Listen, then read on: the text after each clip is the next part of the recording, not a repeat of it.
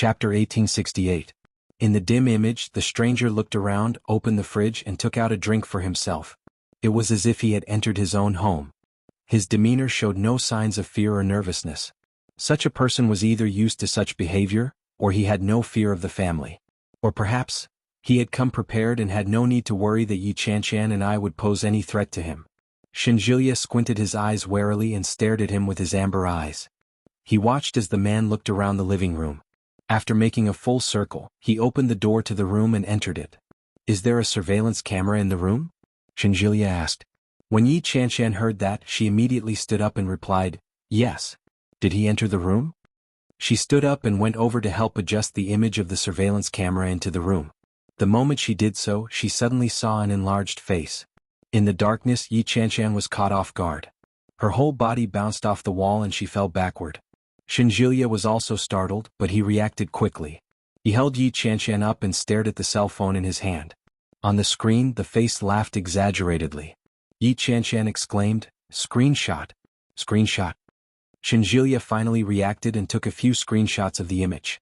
However, the man seemed to be fearless. He grinned and gave the camera the middle finger. Then he opened his mouth and took out a white object to block the camera. When Yi Chanshan saw the scene, the fear in her heart washed over her. She had been relaxed for the whole day, but at that moment she was extremely tense. "Old Shin," Yi Chanshan opened her mouth, but the trembling and fear in her voice could be clearly heard. She sounded like she was about to cry, and it made his heart tighten. Shinjilya pursed his lips and pressed her into his arms.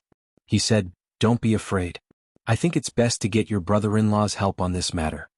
Li Jinan was quite famous, and his words carried a lot of weight in the local police station.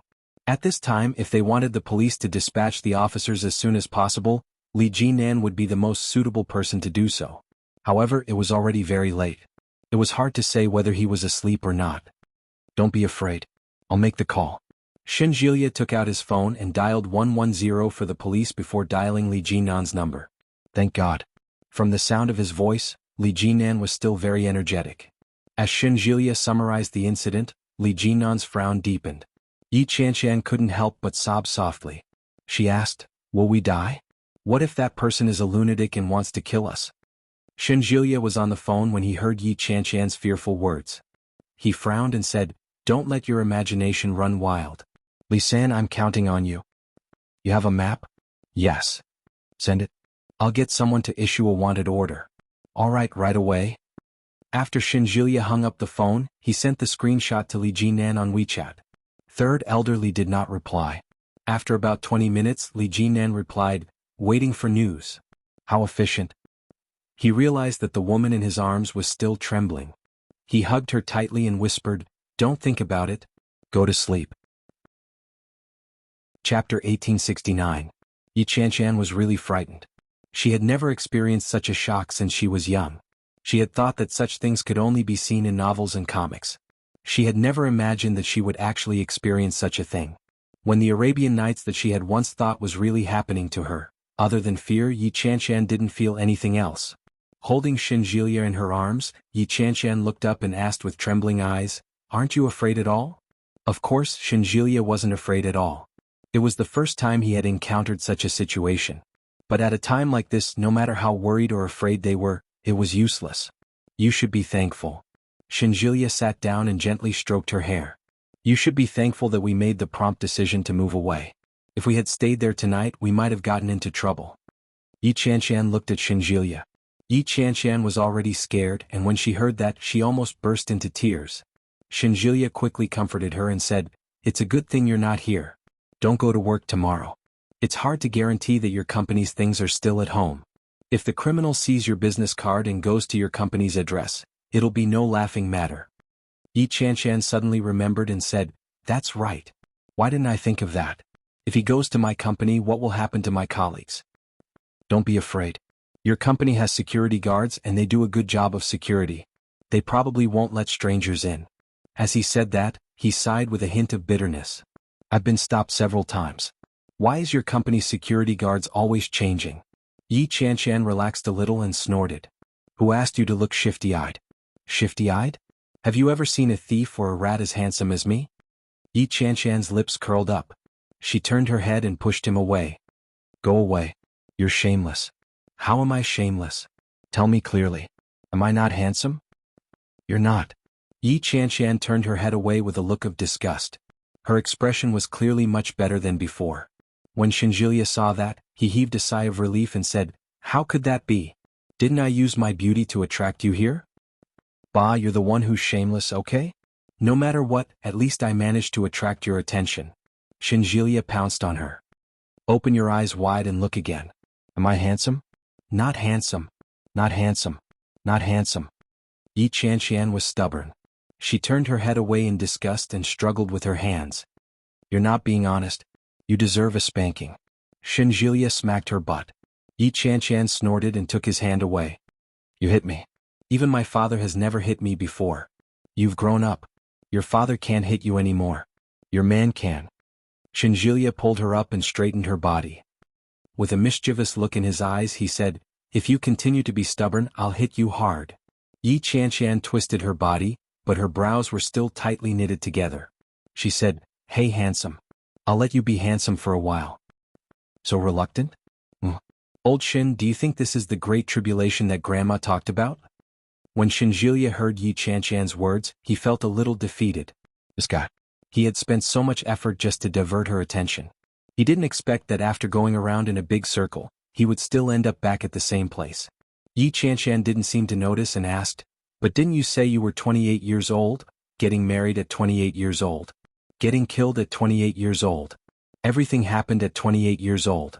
Yi Qianshan wrapped her arms around Shinjilia's neck and said in a small voice, Old Shin, I'm afraid of death.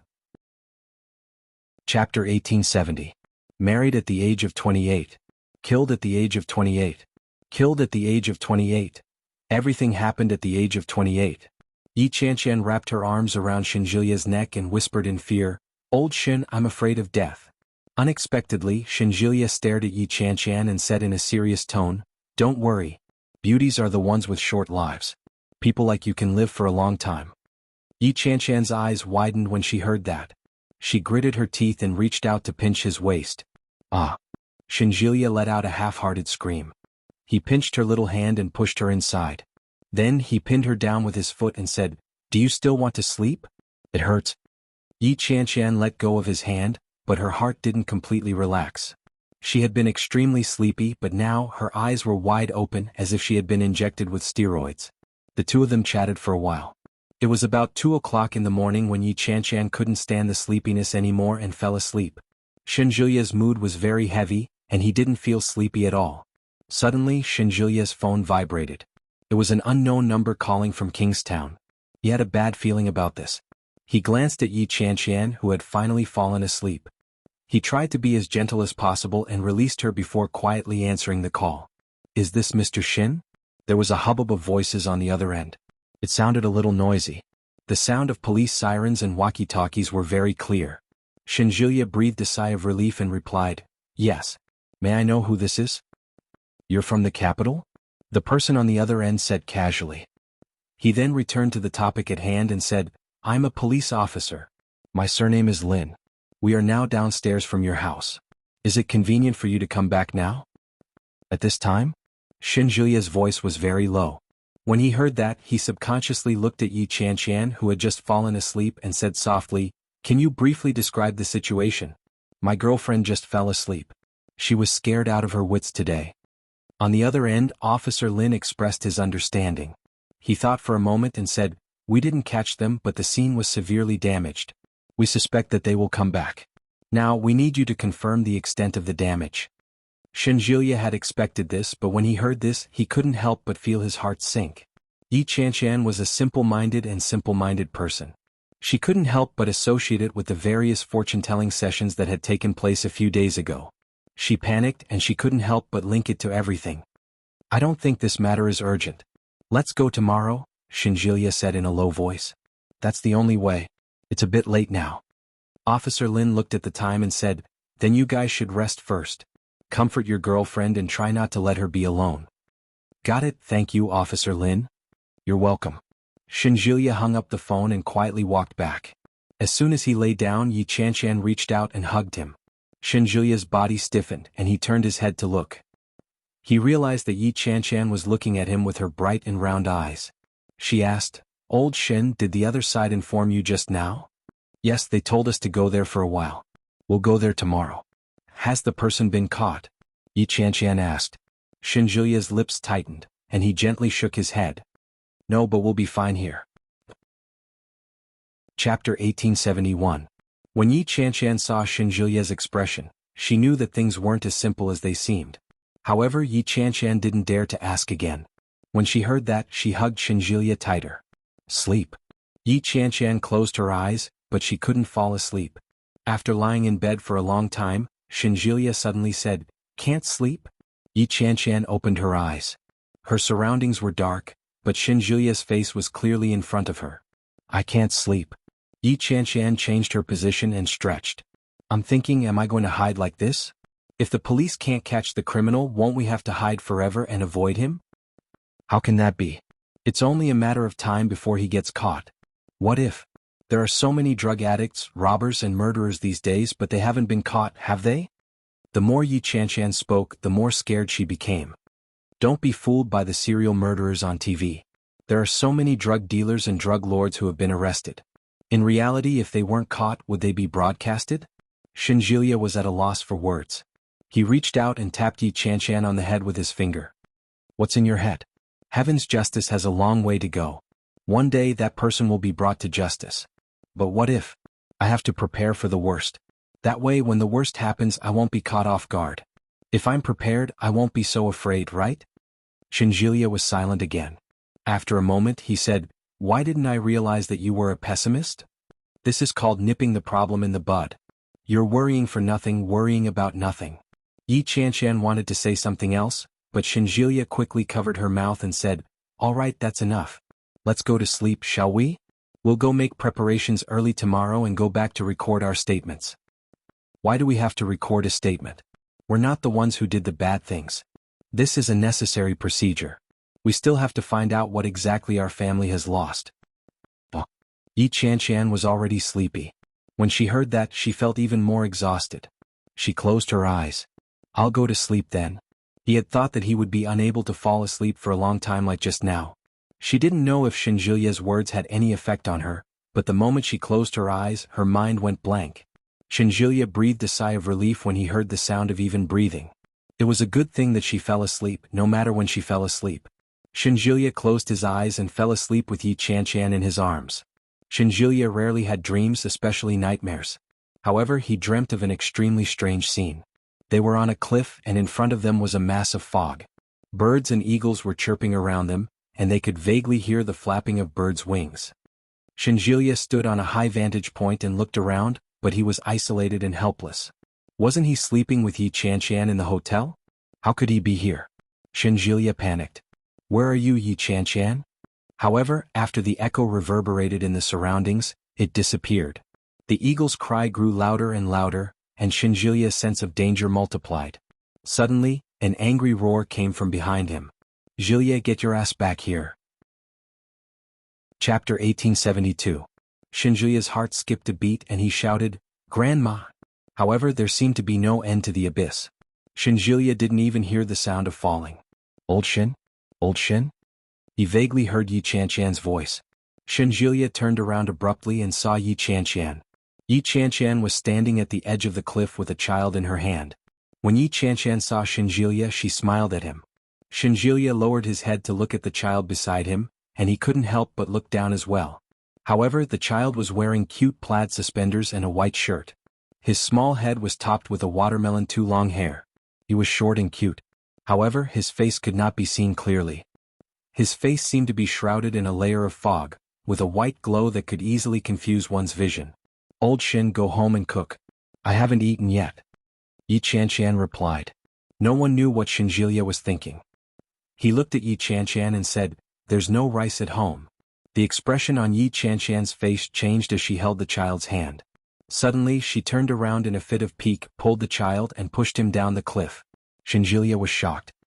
He rushed forward and shouted, "Yi Chanshan, what are you doing?" Yi Chanshan didn't say a word. She turned around and threw a punch at Shin Julia. Shin Julia shrank back. He felt something tighten around his ankle.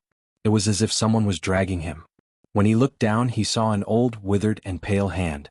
Shinjilya was caught off guard and he was dragged to the ground. Shinjilya suddenly staggered and opened his eyes. When he came to his senses he was covered in sweat. "Did you have a nightmare?" It was Yi Chanshan's voice. Shinjilya didn't come back to his senses. Once again he was frightened and turned his head around. Yi Chanshan was looking at him. She looked a little frightened. Her eyes were wide open and she was still in a state of shock. Shinjilya came back to his senses and let out a long sigh. Yi Chanshan reached out and touched his forehead. Her hand was covered in sweat. He flung his hand in disgust and said, "Dirty." Shinjilya looked around. It was dark. The curtains were not drawn, and the sky outside was already turning bright. It was almost dawn. Shinjilya lay on the bed. He turned his head to look at Yi Chanshan and asked, "You said that you had a strange dream last time. You dreamed that I lost the child. What did it look like exactly?" Yi Chanshan blinked her eyes and asked, "Did you dream about it too?" "Yes, it's very strange. I rarely dream, but when I do it's almost the same as yours." Shinjilya wiped the sweat from his forehead and sat up. He removed his wet pajamas and said, "Tell me, what did you dream about?" Yi Chanshan thought about it and frowned. After a long time she said, "How would I know? It's been so long. Who would remember it? What did you dream of just now?" "It's very strange. I feel like I dreamed a lot of things, but I only remember one thing. You lost the child? You're the one who lost the child." Shinjilya tapped her forehead. "Why did you lose the child? When did I? Bah, don't even think about blaming me." Shinjilya laughed out loud. "You finally understand how I felt at that time, don't you? Did you see the child's face?" Yi Chanshan suddenly asked. Shinjilya's smile faded and he shook his head gently. Chapter 1873. She rubbed the goosebumps on her arms and asked, "Do you think that God is trying to foretell us something?" Yi Chanshan felt her hair stand on end. She rubbed the goosebumps on her arms and asked, "Do you think that God is trying to tell us something?" "Bah." Shinjilya smiled helplessly. "I think it's possible that it's because you told me about it the last time. That's why I dreamed about it. As the saying goes, what you think in the day you dream at night. If that was the case, there was still a basis for it." "Is that so?" Yi Chanshan felt that it made sense. "Sai, how can you live a good life every day? Go to sleep. It's nothing." Shinjilya held her in his arms and said, "You can only have children when your body is well. Don't stay up late." "I didn't want to either." "Oh, old Shin, you scared me just now." Shinjilya raised his eyebrows and asked, "I was talking in my sleep too." Yi Chanshan curled up in his arms and said, "You keep calling me grandma and Yi Chanshan. I can't shake you awake no matter how hard I try." "Is it that exaggerated?" Shinjilya thought it was funny and he began to think about it. He had always been a light sleeper and he didn't expect that there would be a time like this. "Yeah." Yi Chanshan nodded her head profusely. "You have no idea how many times I called out to you, but you wouldn't wake up no matter how hard I pinched you." "What did you call me?" Yi Chanshan was a little confused and couldn't react in time. "You said you called me a few times. What did you call me?" "Old Shin," Yi Chanshan said matter-of-factly. "That's what I've always called you." Shinjilya nodded his head and replied, "Yes, I understand." In psychology, these are all explainable. There is a popular saying that it is psychological. Coupled with the influence of the environment, dreaming is very normal. "What do you mean?" "To put it simply, I'm dreaming because I'm infected by you." *CK, how can this be? "Humph, that's how it is." Shinjilya hugged her and pressed her head. "Sleep." "Oh, all right." Not long after Yi Chanshan closed her eyes, her cell phone, which was charging on the bedside table, suddenly rang. It was Shinjilya's phone. It was an unknown number with a Kingstown landline number. When Yi Chanshan saw it, she asked, "Is it that cop again?" Shinjilya didn't think it was possible. He took a look and said, "It's probably a harassment call." He pressed the silent button on his phone and put it back. But after a while, after the call was automatically hung up, the phone rang again. It was the same phone call. "Answer it." "What if it's something important?" Yi Chanshan asked. Shinjilya looked at the time. It was barely 5 in the morning. Picking up the phone, he could hear the howling of the wind on the other side. "Hello," Shinjilya replied. Suddenly, a laugh came from the other side of the phone. It was a strange voice. "I'm not very good, Dr. Shin. Since you dare to call the police, I can only give you a big gift." Shinjilya had turned on the loudspeaker, so Yi Chanshan could hear him clearly. Yi Chanshan's heart skipped a beat, and she began to tremble in fear. Just as she was about to speak, Shinjilia covered her mouth. Shinjilia used his eyes to warn her to be quiet and asked in a calm voice, "What do you want?" Chapter 1874. You want money? Shinjilia asked directly. But in his heart, he secretly breathed a sigh of relief. If this person dared to contact him, there was a way to catch him. What he was most afraid of was that if he didn't come, it would cause panic. Ha ha ha, I'm not stupid. If I wanted money, wouldn't you wait for someone to come and catch me? The man laughed. His voice was hoarse and unpleasant, like a stone scraping the sand. Then what do you want? I want powder. Without a doubt, the powder was referring to drugs. I don't have such things, Shinjilia said righteously. If you want money, I can give it to you as long as you don't pester us in the future. But if you want powder, you have to get it yourself. I don't have such connections. You don't? The man seemed to sigh. His throat seemed to be broken. Then I'll have to go after your girlfriend, Dr. Shin. Shinjilia's brows were tightly knitted together. When he heard that, he sneered and said, Do you even have the chance? The man seemed to be quiet for a moment. I'm with my girlfriend every day. If you want to do anything, you have to go through me. I have police protection around me. Who do you think you are? There was a hint of provocation in his words. Yi Chanshan was frightened when she heard that. She gently tugged at Shinjilia. There was an indescribable nervousness in her eyes. Shinjilia shook his head gently and gestured for her to calm down. The man chuckled, but before he could speak, Shinjilia spoke again. When the time comes, we'll have to see if you can endure it or if I can. Since you're calling me now, it means that you're at the end of your rope. There are wanted posters everywhere, and your photo has already been published. You're already starting to feel nervous. You can only turn to me for help now if you don't want to suffer so much. An addict was undoubtedly terrifying. But what was even more terrifying was an addict who had no other way out. To catch a snake at its weakest point, Shinjilia's every word hit the nail on the head. No wonder you're a psychiatrist. You're right. But I have to warn you, if I don't want to live anymore, I can easily kill one or two of you. Bring it on any time. Shinjilia's tone seemed very relaxed, but Yi Chanshan could clearly see his tightly knitted brows. His heartbeat quickened uncontrollably. Yi Chanshan grabbed Shinjilia's hand and didn't dare to make a sound.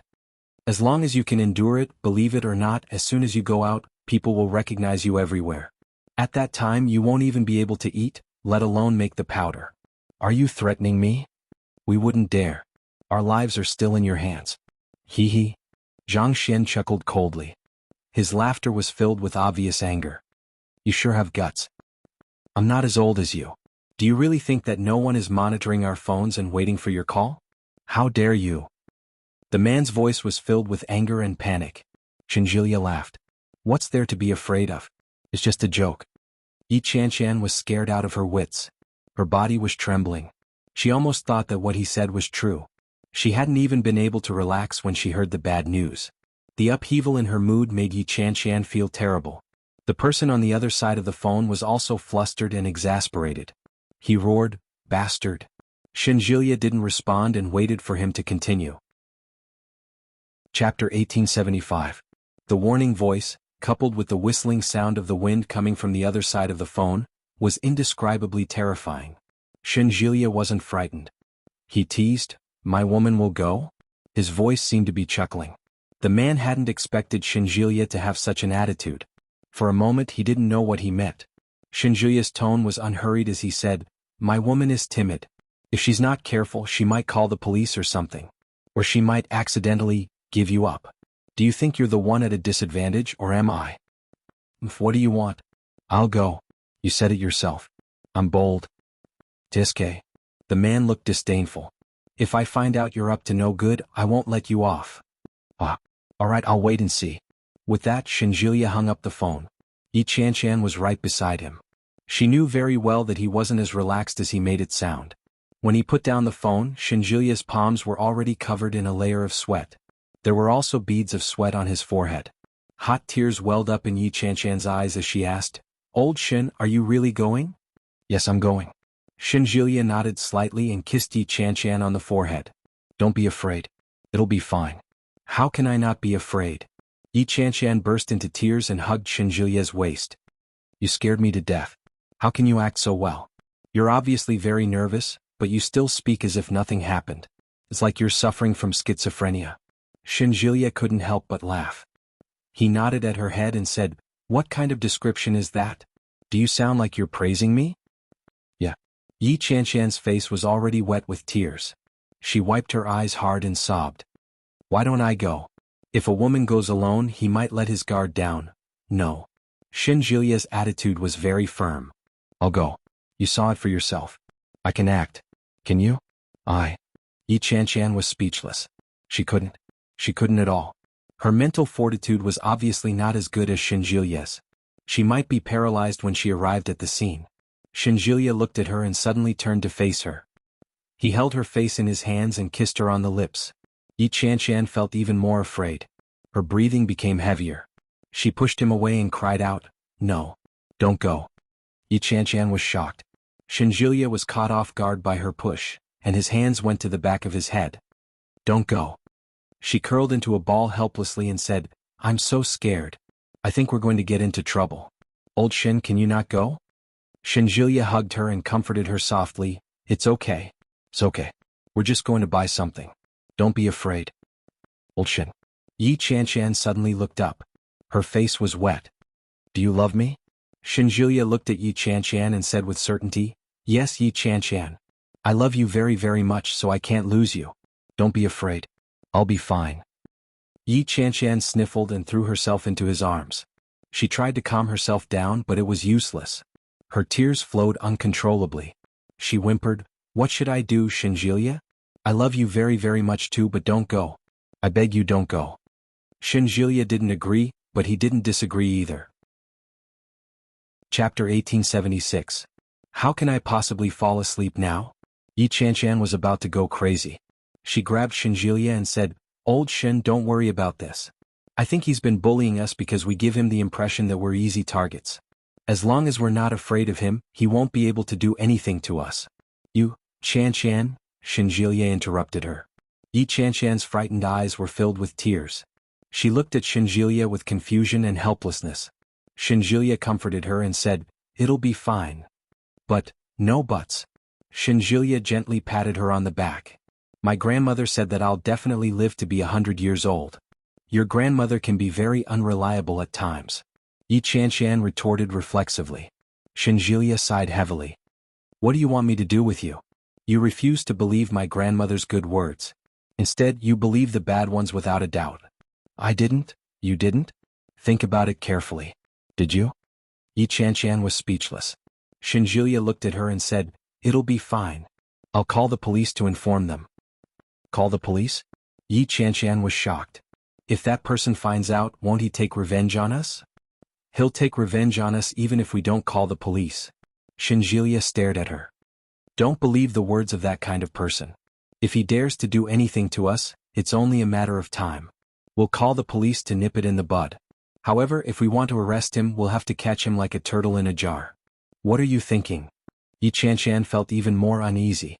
Shinjilia glanced at her and didn't answer. After calling Officer Lin, Shinjilia and Yi Chanshan soon met up with them. It was 6 o'clock in the morning and Kong Cheng was still asleep. Officer Lin had been busy with work and hadn't slept all night. Shinjilia and Yi Chanshan were the same. After sending someone to buy breakfast, Officer Lin brought them to a secluded room in the station. "Officer Lin, I need your cooperation." Officer Lin glanced at Yi Chanshan, who was obviously frightened, and nodded. "Tell me what happened. I'll make the arrangements later." "I don't need it today. Just take care of her for me." Shinjilia glanced at Yi Chanshan. "I'll go there myself. I'm guessing this person wants to meet me twice. We can do this." Yi Chanshan finished her breakfast as if she was chewing wax. Shinjilia coaxed her to sleep on the sofa in the police station. With her head resting on Shinjilia's lap, Yi Chanshan quickly fell asleep. By the time he woke up, it was already noon. Yi Chanshan stood up abruptly and walked out. There were many people in uniform outside. When the police officers saw Yi Chanshan, they were obviously a little surprised. Yi Chanshan shouted, "Shinjilia." Such a voice attracted the attention of many people. A policewoman walked up and said, "He went out to buy lunch for the time being. Don't worry." Yi Chanshan breathed a sigh of relief and asked, "How long has he been gone?" "Just now. Let me tell you when you wake up." "What about Officer Lin?" Yi Chanshan felt that something was amiss. The policewoman was stunned for a moment and quickly replied, "He's off duty. Yi Qianshan's heart sank. She turned around and went back into the room to wait for Shenjilia to return. But the wait went on for an hour. Chapter 1877. Yi Qianshan couldn't help but look at the policewoman. Where did he go? The policewoman couldn't answer. She looked at Yi Qianshan and smiled. Yi Qianshan's heart suddenly sank. Kingstown was an old city. Streets and alleys intersected, and there were all kinds of small roads in the urban villages. There was a small road on one of the old streets called Songyin South Street. Shenjilia followed the GPS and walked over. He searched for a while and saw a chess stall. A few white-haired old men were sitting there with a big parasol on top. Beside them were old people riding bicycles. The 5 old men looked to be in their 50s or 60s. One of them was wearing a sweatshirt and holding a fan. His legs were spread apart and he was enjoying the cool air. Another was playing chess. "Pa, I'll eat you." The old man's old and energetic voice was filled with excitement and laughter. Shenjilia walked up to take a look. He looked at one of the old men and said softly, "Business." The old man's smile froze. He turned to look at Shenjilia and sized him up. Shenjilia's lips were red and his face was pale. Although there were some dark circles under his eyes, it wasn't to the extent that he was doing business. He didn't think it was a business. The old man pretended not to know and asked, "What's that?" "Business?" Shenjilia repeated. Shenjilia repeated himself. He picked up his phone and opened WeChat. He sent a message to a new friend he had just added. Soon a call came in. Shenjilia picked up the phone and handed it to the old man. The criminal was obviously very familiar with the old man. The old man sized him up and said something over the phone. After a series of and "s," the old man tapped the phone with his fan and typed a few words on WeChat before returning the phone to Shenjilia. Shenjilia understood. He put the phone in his pocket and walked in step by step. There were many people inside and there were children running and playing at the entrance. Shenjilia walked in and saw a child. He asked, "Little boy, are there any adults here?" The child wasn't afraid of strangers. He smiled and pointed behind him.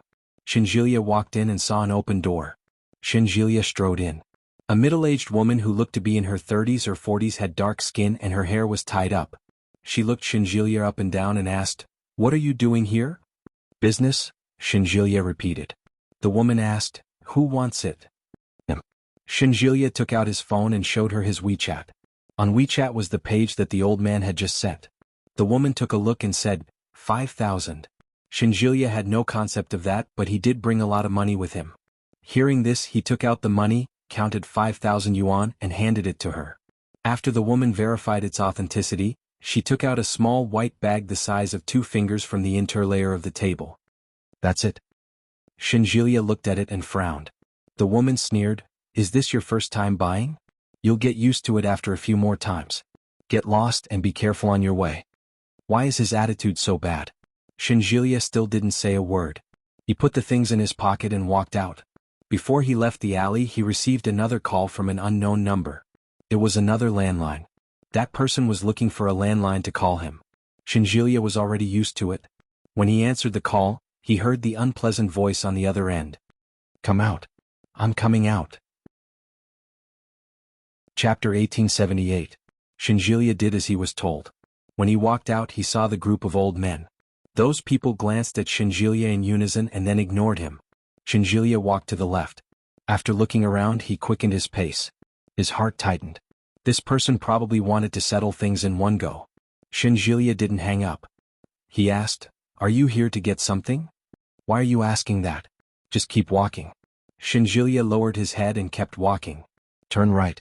An unpleasant, hoarse voice commanded Shenjilia to go in that direction.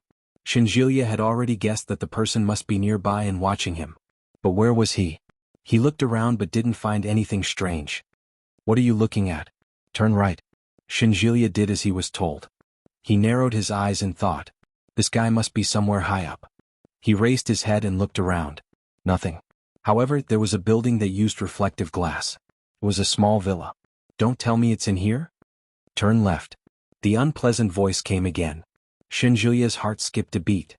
Not only did he not turn left, but he dodged to the right.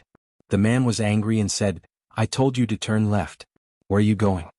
Shenjilia walked even faster and said, "If you want something, come and get it from me." The man was exasperated. In a moment, Shenjilia could clearly hear the sound of something smashing coming from the other side of the phone. Damn it, you're asking for it. Believe it or not, I'll kill your woman. You'll have to have the chance first, Shinjilia snorted. You're the first person I've ever met to be so arrogant when you're asking for help. There was no sound coming from the other side. Shinjilia could clearly hear the wind whistling and the sound of friction. There was no doubt that the man had started to run. Shinjilia's heart sank. After a few turns, he came to a small alley where there was a small grocery store. He asked for a bottle of white wine and a lighter. He left $100 on the counter and quickly moved forward. Shinjilia opened the bottle as he walked. His footsteps were fast. Behind him, he heard the sound of rapid footsteps. Shinjilia heard it clearly. He jumped to the side and whipped his head around. However, it was the girl from the convenience store. The young lady was taken aback by Shinjilia's sudden outburst and replied sheepishly, "Give me my change, no need." Shinjilia turned around and looked as if he was about to run. The young lady felt that he was a little strange. It's a few dozen yuan and he doesn't want it anymore? It was as if he was running for his life. As he muttered to himself, a black shadow dashed out from behind him. His face was ferocious and he looked a little scary. The little girl was startled and ran to the side. The figure didn't pay any attention to her and continued to charge straight at Shinjilia. When Shinjilia heard the voice behind him, his heart sank and he ran even faster. "Stop right there." A hoarse and unpleasant voice rang out. With a bottle of white wine in his arms, Shinjilia gritted his teeth and ran toward the intersection. "I told you to stop." When he heard the footsteps behind him, Shinjilia cursed under his breath, "Idiot." A very low-level person, a cornered drug addict. He had actually been frightened by such a person for an entire night? Shinjilia ran to the intersection in a few steps. He turned around abruptly, opened the lid of the bottle of white wine and splashed it forward. Chapter 1879. The man hadn't expected such a thing to happen. He took a step back in fright. Then he was hit by the fire. "Ah!" The man screamed, but he didn't forget his original intention. He lunged at Shinjilia. Shinjilia dodged and kicked him. Then he heard the sound of footsteps behind him. The criminal was surrounded. He could clearly hear the sound of guns being loaded. With a horrified expression, the drug addict fell to the ground. He put out the fire on his body, but his head was pressed against the gun. He stared at Shinjilia with hatred and gritted his teeth. King played me? Shinjilia was already covered in sweat. When he heard that, he laughed coldly. But his heart was indescribably relaxed. South Songyun Street was swept. A total of 15 people were arrested. It was already afternoon when he returned to the police station. Before Shinjilia entered, he could already hear Yi Chanshan's footsteps in the distance. When she saw Shinjilia, Yi Chanshan burst into tears. She lunged at him and cried without holding back. Officer Lin saw it and found it funny. His heart ached. He patted Shinjilia on the shoulder and said, "Your girlfriend was scared. Comfort her." Shinjilia's heart softened. He hugged Yi Chanshan tighter and said softly, "It's okay. Don't cry. There are so many people watching." Yi Chanshan felt even more wronged. She bit his shoulder. Shinjilia cried out in pain and said, "It's over. It's over. Are you trying to murder your husband?" Yi Chanshan bit him even harder. After sobbing a few times, she pushed him away and strode out of the police station. Shinjilia saw that something was wrong. He quickly chased after her and comforted her. "I've caught that person. You don't have to be afraid anymore. Are you surprised? Are you touched?" Yi Chanshan's mouth twitched. She cried again. Shinjilia was frightened. He quickly hugged her and comforted her. All right. Don't cry. I was wrong. I was wrong. I was really wrong." Yi Chanshan hugged him and sobbed angrily. "Why didn't you tell me that you were going to die? If I woke up to the news that you were killed by someone on the side of the road, what would I do in the future?" "I'm fine, aren't I?" Shinjilia said helplessly. "Besides, how can you curse your boyfriend like that?" All right, stop crying." Yi Chanshan didn't want to cry either, but the grievances were overwhelming. Her eyes were swollen like 2 walnuts and she couldn't stop crying. Shinjilia felt helpless and said softly, "Shall we go home first?" "No, I'm going to a hotel." Shinjilia laughed and pulled her along. "Let's go." Yi Chanshan felt that it was the longest 2 days of her life. After these 2 days, he became especially happy at other times. After staying in the hotel for a few days, they started to move. The small house was listed as a second-hand house. Yi Chanshan and Shinjilia moved all their belongings to their new home. The police officers presented Shinjilia with a silk banner. On it were 2 rows of words: "Courageous Good Samaritan, Outstanding Citizen." The words were pompous and simple. Yi Qianshan threw it under the bed in disgust. When Shinjilia asked about it, Yi Qianshan replied with 2 words, "Throw it away." Shinjilia was helpless. After the matter was settled, the people in the capital started to give him bad news. Chapter 1880. Shinjilia was stunned when he heard the news. He rubbed his nose awkwardly. When he turned to look at Yi Qianshan, he saw the woman laughing heartily. "I see." Shinjilia spoke to his colleague on the phone and sighed. "It's my fault. It's my fault. Tell the director that I'll go back once I'm done here." When his colleague heard that, he flew into a rage and said, "You rascal, do you know how many things have been going on in the hospital recently? You haven't even F***king finished dealing with them. I haven't even F***king waited for you to F***king finish dealing with those trivial matters on your side, and all of us will be done for. Do you know how busy we've been lately?" The speaker was on, and Shinjilia could almost hear the saliva on the other end of the line. After a moment of silence, he said, "You should at least give me some time. The director said that if you don't come back soon, he'll deduct all your bonuses. You'll lose your promotion bonus and your year-end bonus. I don't care if you're a relative of the royal family. It's useless to ask your father for help." What a vicious statement. The total sum of the bonuses was not a small figure. Shinjilia couldn't stand it anymore. Hey, you can't be so unkind. I still have a wife and child to support." Yi Qianshan sat up and threw a pillow at him. Shinjilia caught it firmly. The other end of the line was silent. After a long time he said, "So what if you're in a relationship? I'll tell the director to deduct all your bonuses." The call had already been hung up. Shinjilia had no choice but to turn to look at Yi Qianshan, who was sitting on the bed. He threw the phone aside and pounced on her. "How dare you laugh at me?" Yi Qianshan screamed and shrank back. Then, she let out a peal of laughter that was loud enough to pierce through the ceiling. "It tickles." Shinjilia's hands groped her body and pressed down hard. He snorted and said, "You deserve to be punished." Yi Qianshan groaned. She was soon out of breath from the punishment. The swaying of the bed became more and more joyful as time passed. When he returned to the capital, Shinjilia dealt with all the work that had been delayed. Fortunately, the old director was kind enough. Although he had been demoted, there was still a mountain of work to be done. In the words of his colleagues, "You deserve it." Shinjilia had no choice but to bitterly finish his work during the day. When he got home at night, he called his girlfriend to complain. To Shinjilia's surprise, not only was his year-end bonus not deducted, but it was also increased by quite a bit.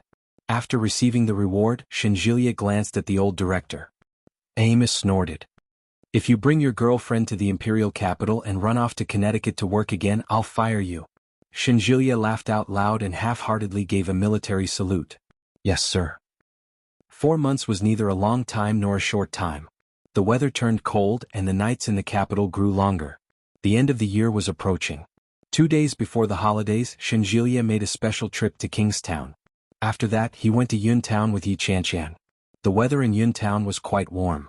When they arrived, Yi Zhenhua was wearing a cotton-padded jacket and sitting in the living room, watching TV and drinking tea. "Dad," Yi Qianshan called out as she dragged her luggage into the room. "Uncle." Shinjilia exhaled a breath of cold air, but his smile was bright.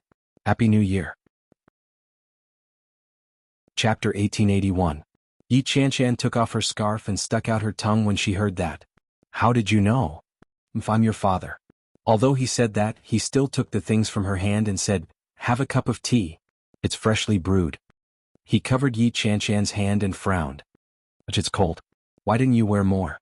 "I wore more. Look at how swollen I am." Yi Qianshan raised her hand. Sure enough, it was swollen. Yi Zhenhua frowned and handed her a cup of tea. "Drink it. It'll warm you up." Yi Qianshan took it and drank it in one gulp. "It's delicious." She turned to look at Shinjilia and picked up another cup. "You drink it too." Shinjilia took it and drank it in one gulp. "Good tea." Yi Qianshan smiled and put the cup down. Yi Zhenhua was unhappy and said with a sour tone, "A grown girl can't be kept at home. She doesn't even treat your father that well." "Hey Dad, didn't you just drink it?" Yi Qianshan asked Yi Zhenhua to sit down. "Sit down. We're going out to eat today. Don't cook for yourself. It's such a cold day." "Humph." Yi Zhenhua glanced at Yi Qianshan and then looked at Shinjilia. "When do you plan to get married?" Shinjilia touched his nose and said, "It'll probably be a while. We didn't do it before. We'll have to wait until Qianshan is 28. Yi Qianqian rarely communicated with her father, so they didn't tell Yi Zhenhua about her fortune-telling with the blind uncle. Naturally, he didn't know about it. Yi Zhenhua wasn't surprised when he heard that. He nodded and said, "It's good that your relationship is good. Don't be together for so many years. You won't be able to wait until Qianqian is 28. Yi Qianqian was unhappy when she heard that. She rebuked, "Dad, are you cursing me?" Yi Zhenhua stood up and looked at the time. "It's getting late. If we're going out to eat, let's hurry. It'll be even colder when it rains." The weather in Yuntown hadn't been good recently. When they heard that, they didn't waste any more time. They grabbed their bags and headed out. Yi Zhenhua had ordered all of Yi Qianqian's favorites. In the end, she symbolically waved the menu in front of Shinjilia as a sign of asking for his opinion. Yi Qianqian wanted to laugh, but she shrank back when Yi Zhenhua glared at her.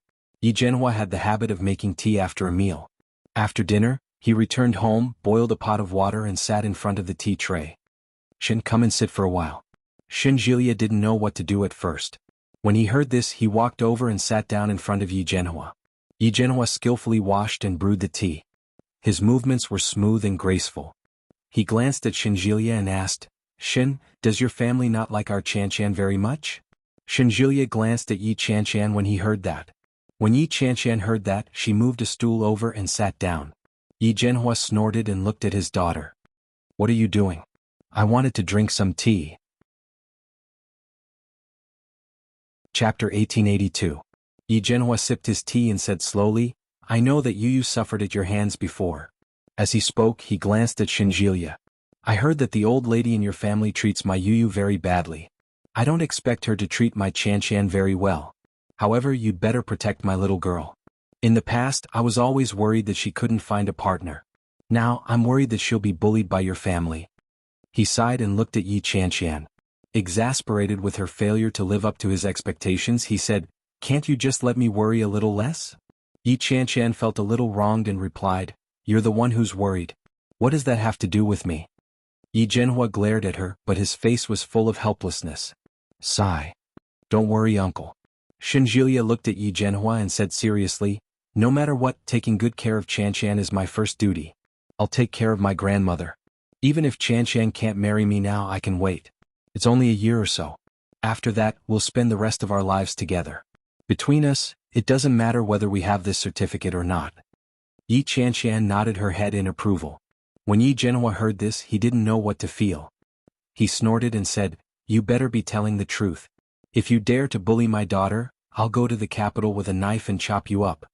Shinjilia grinned, revealing his rosy lips and pearly white teeth.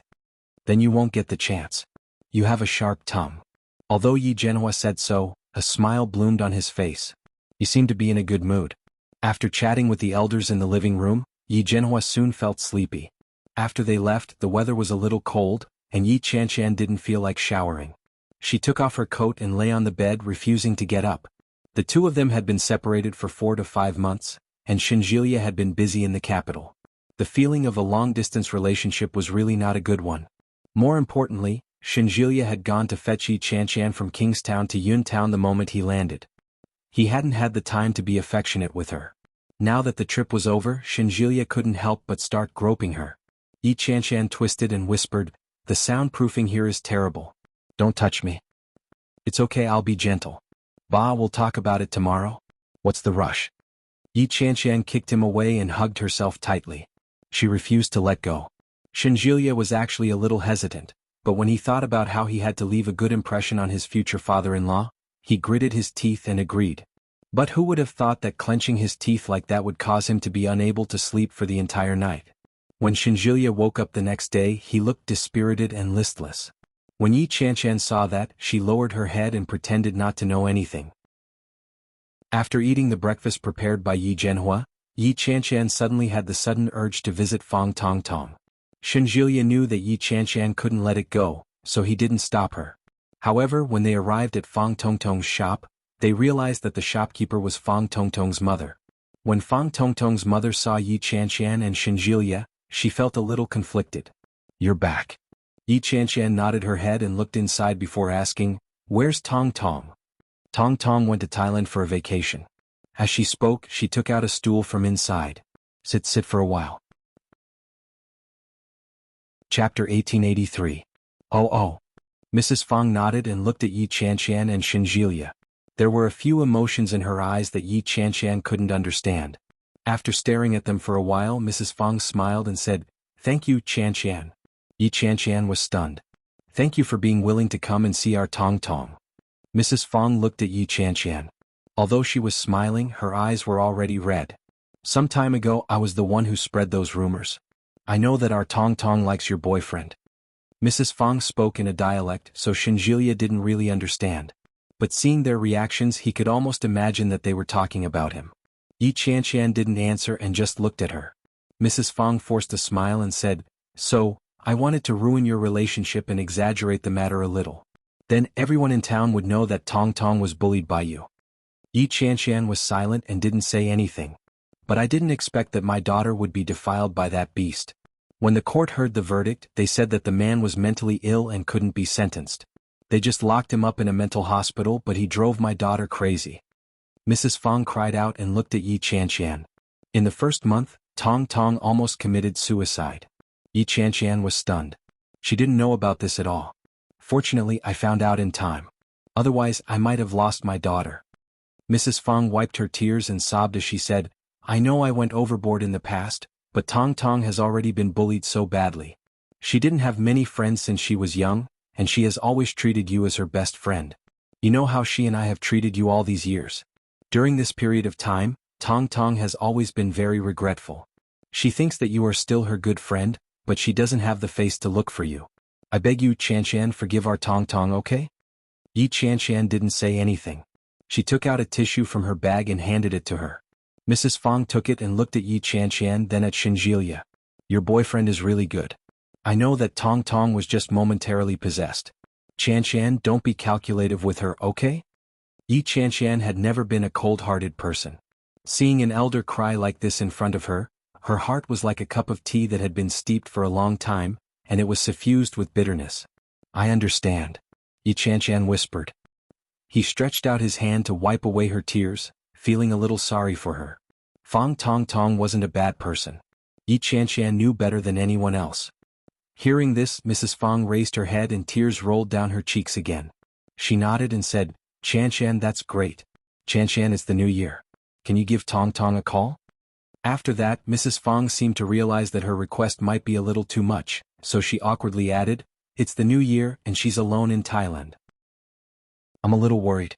If you don't want to call her, that's fine too. All right, don't cry," Yi Qianqian said softly. "It's the new year. Be happy." Mrs. Fang smiled happily and nodded. Yi Qianqian was not in a good mood, but at the same time she was in a good mood. Chapter 1884. After all, they had been friends for so many years and Fang Tong Tong had encountered such an incident. However, he still felt that something was wrong. Mrs. Fang's words might have given her a legitimate reason. Although Shinjilia didn't understand what they were saying, he could roughly guess what they were talking about. On the way to the airport, he saw Yi Qianqian staring at her cell phone in a daze. He sighed softly and said, "If you want to call, just do it." Yi Qianqian glanced at Shinjilia and suddenly felt a little sad. Shinjilia hated Fang Tong Tong so much, yet he allowed her to make a phone call? It would take them more than 10 minutes to reach the airport. Yi Qianqian thought for a moment and dialed Fang Tong Tong's number. It rang for a while before the call was picked up. "Hello, Qianqian?" It was Fang Tong Tong's voice. However, compared to his previous flamboyant and enthusiastic voice, his voice now seemed a little cautious.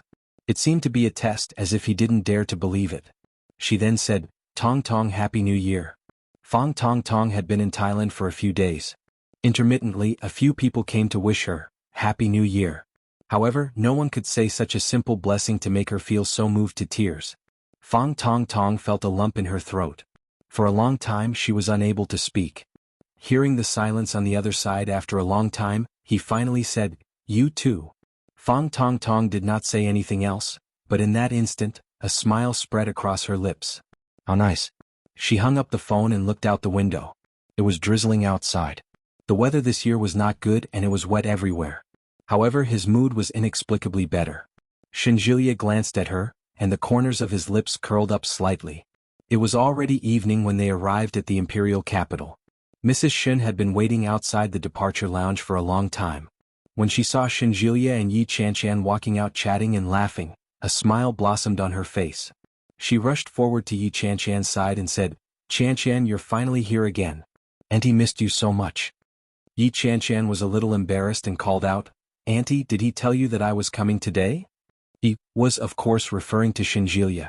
Of course this was a matter of course. Mrs. Shin smiled and said, "Yes, he suddenly applied for leave and went to Kingstown. I guess that he must be with you. After asking around, I found out that he was indeed coming back. That's why I thought that he must be picking you up. Don't feel pressured. I just miss you and want to talk to you." She looked around and asked, "Are you the only one here?" "That's right." Yi Chanshan was a little flattered. No, your uncle is here." Mrs. Shun looked around and finally found Shin Longyue in the crowd. There he is. Shin Longyue was on the phone from behind. He walked over while talking on the phone. He wore a pair of black-rimmed glasses and had a smile on his face. He looked quite kind. Yi Chanshan felt a little nervous. She turned around and gave Shinjilia a reproachful look. "Didn't we agree to come secretly? Didn't he say that he would let her prepare herself and that his family would give her a heads up before she went over to their house to give her New Year greetings?" This was different from what they had agreed on. Shinjilia felt a little innocent and said, "I didn't know either. I'm innocent too." Yi Chanshan had the urge to slap him to death. She felt increasingly nervous. Chapter 1885. She had already been caught by her parents. How could she sneak into a hotel? Yi Chanshan reluctantly allowed herself to be dragged into the car. Then she reluctantly followed them to the Shin residence. However, no matter how reluctant Yi Chanshan was, she had to put on a cheerful expression. The weather in the capital was very cold. The surrounding flowers, trees and other greenery were all bare. Ice that had yet to melt hung from the branches. Even with festive lanterns hung, it still felt very monotonous. It was cold. Unlike the damp and cold in the south, the capital was so cold that it made one's mouth dry. Fortunately, there was a heater in the car, so Yi Chanshan was able to sit comfortably. As soon as she arrived at the Shin residence, she saw old Mrs. Shin sitting inside as expected. Old Mrs. Shin was twirling a prayer bead in her hand. The bead was engraved with complicated Sanskrit characters. She was dressed in 2 black qipao dresses with dark red embroidery. Her short white hair fell past her ears. When she saw Yi Chanshan, she couldn't help but take a second look. "You're back." Old Mrs. Shin sat on the sofa without moving. She glanced at Shinjilia and said, "You only know how to scare people away. You just went to Kingstown yesterday and you're back today. I thought you were going to spend the New Year in Kingstown." Shinjilia dragged his luggage and said with a smile, "How could I? I still want to spend the New Year with Grandma." "I'm afraid it's not just me?" Old Mrs. Shun glanced at Yi Chanshan meaningfully. Yi Chanshan felt a little awkward and greeted, "Hello, Grandma. Happy New Year." "Happy New Year to you too. Nanny, he, go and prepare a guest room for her." Nanny, he was a little embarrassed. She looked at Shinjilia meaning to ask for his opinion. Shinjilia replied, "What's the point? Just sleep with me." No. Yi Chanshan felt even more awkward. "Let's just sleep in the guest room. Otherwise I can go and stay in a hotel." "What hotel?" Old Mrs. Shin's attitude was a little arrogant.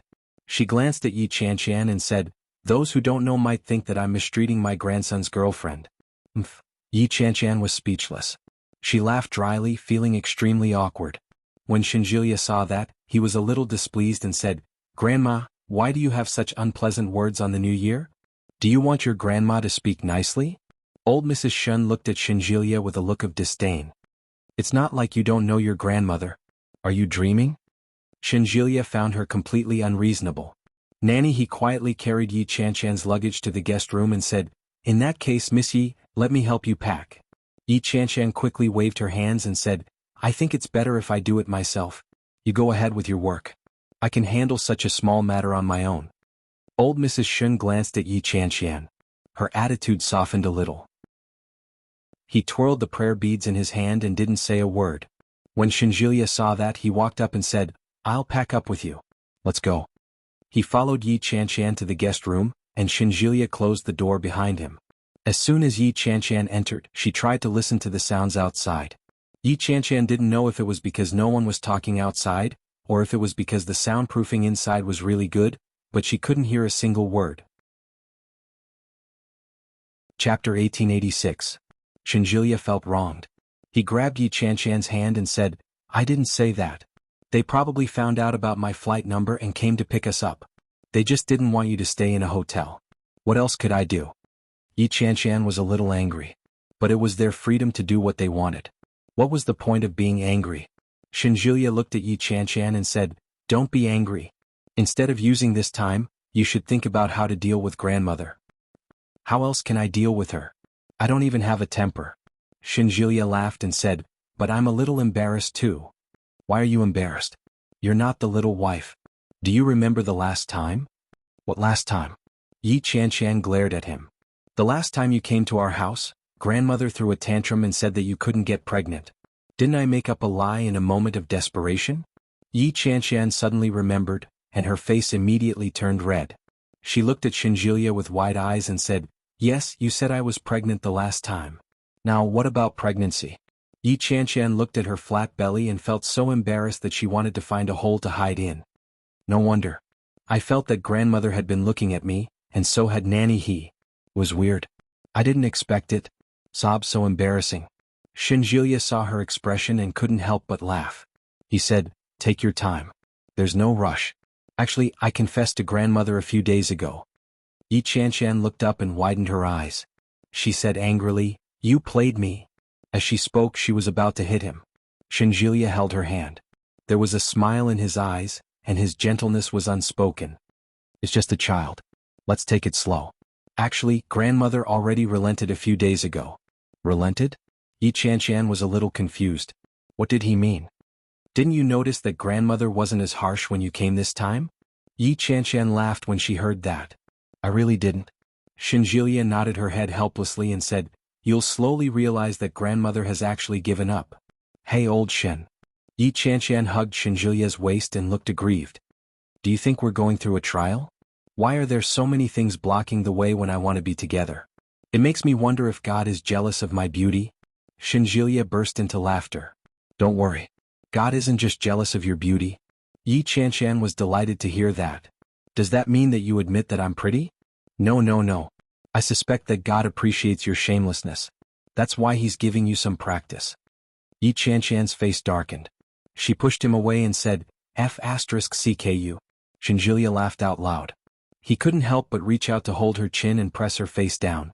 When his lips touched hers, he felt a sense of satisfaction and excitement that was hard to contain. Shinjulia slowly pressed her against the door and gently pried open her pearly white teeth. He stirred them delicately and delved deeper. After more than 4 months apart, their feelings for each other had deepened, and their longing for each other had deepened. No matter how many difficulties there were in the middle, he managed to overcome them. There was no reason for him to give up at the last moment, was there? Yi Chanshan narrowed her eyes. She couldn't help but hug him and respond gently. Chapter 1887. Shinjulia's palm was a little cold, and Yi Chanshan shrank back. Shinjulia seemed to have sensed it too. He retracted his hand, held her waist, and lifted her up. Yi Chanshan gasped. Before she could react, Shinjulia had placed her on the bed. Because no one was staying in the room, the bedsheets, quilts, and pillows had been put away. There was only a mattress on the bed. Yi Chanshan felt a little strange, but Shinjulia didn't feel it. He pressed his body against hers, ran his fingers through her hair, and kissed her lightly. Yi Chanshan squirmed and turned her head away. Panting slightly, she said, "Make the bed." "Yeah." Shinjulia was a little reluctant. Yi Chanshan gently pinched his waist, and Shinjulia reluctantly stood up. There were clean bedding in the cabinet. After Shinjulia removed it, Yi Chanshan took it from him and opened the dustproof bag. Shinjulia removed the dustproof cloth from the other furniture in the room. After that, both of them were quite busy. After much effort, they finally finished making the bedsheets, putting in the quilt and pillows. Yi Chanshan was covered in sweat. There was heating in the north. Yi Chanshan hadn't even taken off her down jacket since she entered the room. After busying himself, his face was flushed red from the heat. She unzipped her jacket, but it was still hot. She took off her sweater, leaving only a white, tight-fitting long-sleeve t-shirt on her upper body. Suddenly, she caught a glimpse of a pair of ferocious eyes in the mirror not far away. Yi Chanshan made up her mind. As soon as she turned around, she was pounced on. Yi Chanshan reached out her hand, but before she could struggle, she was pressed down on the bed. Shinjulia bit down on her mouth like a wolf. His big hands moved up and down. Just as he lifted the hem of Yi Chanshan's shirt, she heard a knock on the door. Yi Chanshan's eyes flew open. She made up her mind and pushed Shinjilia hard. Shinjilia looked at the ceiling helplessly and sighed. He straightened his clothes before standing up to open the door. Old Mrs. Shin stood at the door and looked at Shinjilia. "It's time for dinner. So early?" Shinjilia began to suspect that the old lady was deliberately there to cause trouble. When old Mrs. Shin heard that, she snorted and said, "It's getting late. It's already 5:50 p.m. If it weren't for the fact that I don't think you can finish in 10 minutes, I wouldn't have come to call you." Shinjilia was stunned when he heard that. His face darkened as he asked, "Grandma, what the hell are you up to this time?" Yi Chanshan, who was hiding in a corner, blushed when she heard that. "What can I do?" The old lady snorted. "I just saw that you guys stayed in there for so long. You must not have finished cleaning up the house.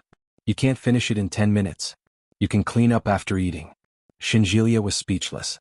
He had thought. Yi Chanshan's face turned even redder. She shut her eyes tightly and looked embarrassed. Damn it, she thought the old lady knew what they were doing. How embarrassing. Shinjilia pursed his lips and replied, "Got it? Let's clean up a little longer. Hurry up." After saying this, the old lady turned around. Yi Chanshan had already put on a sweater.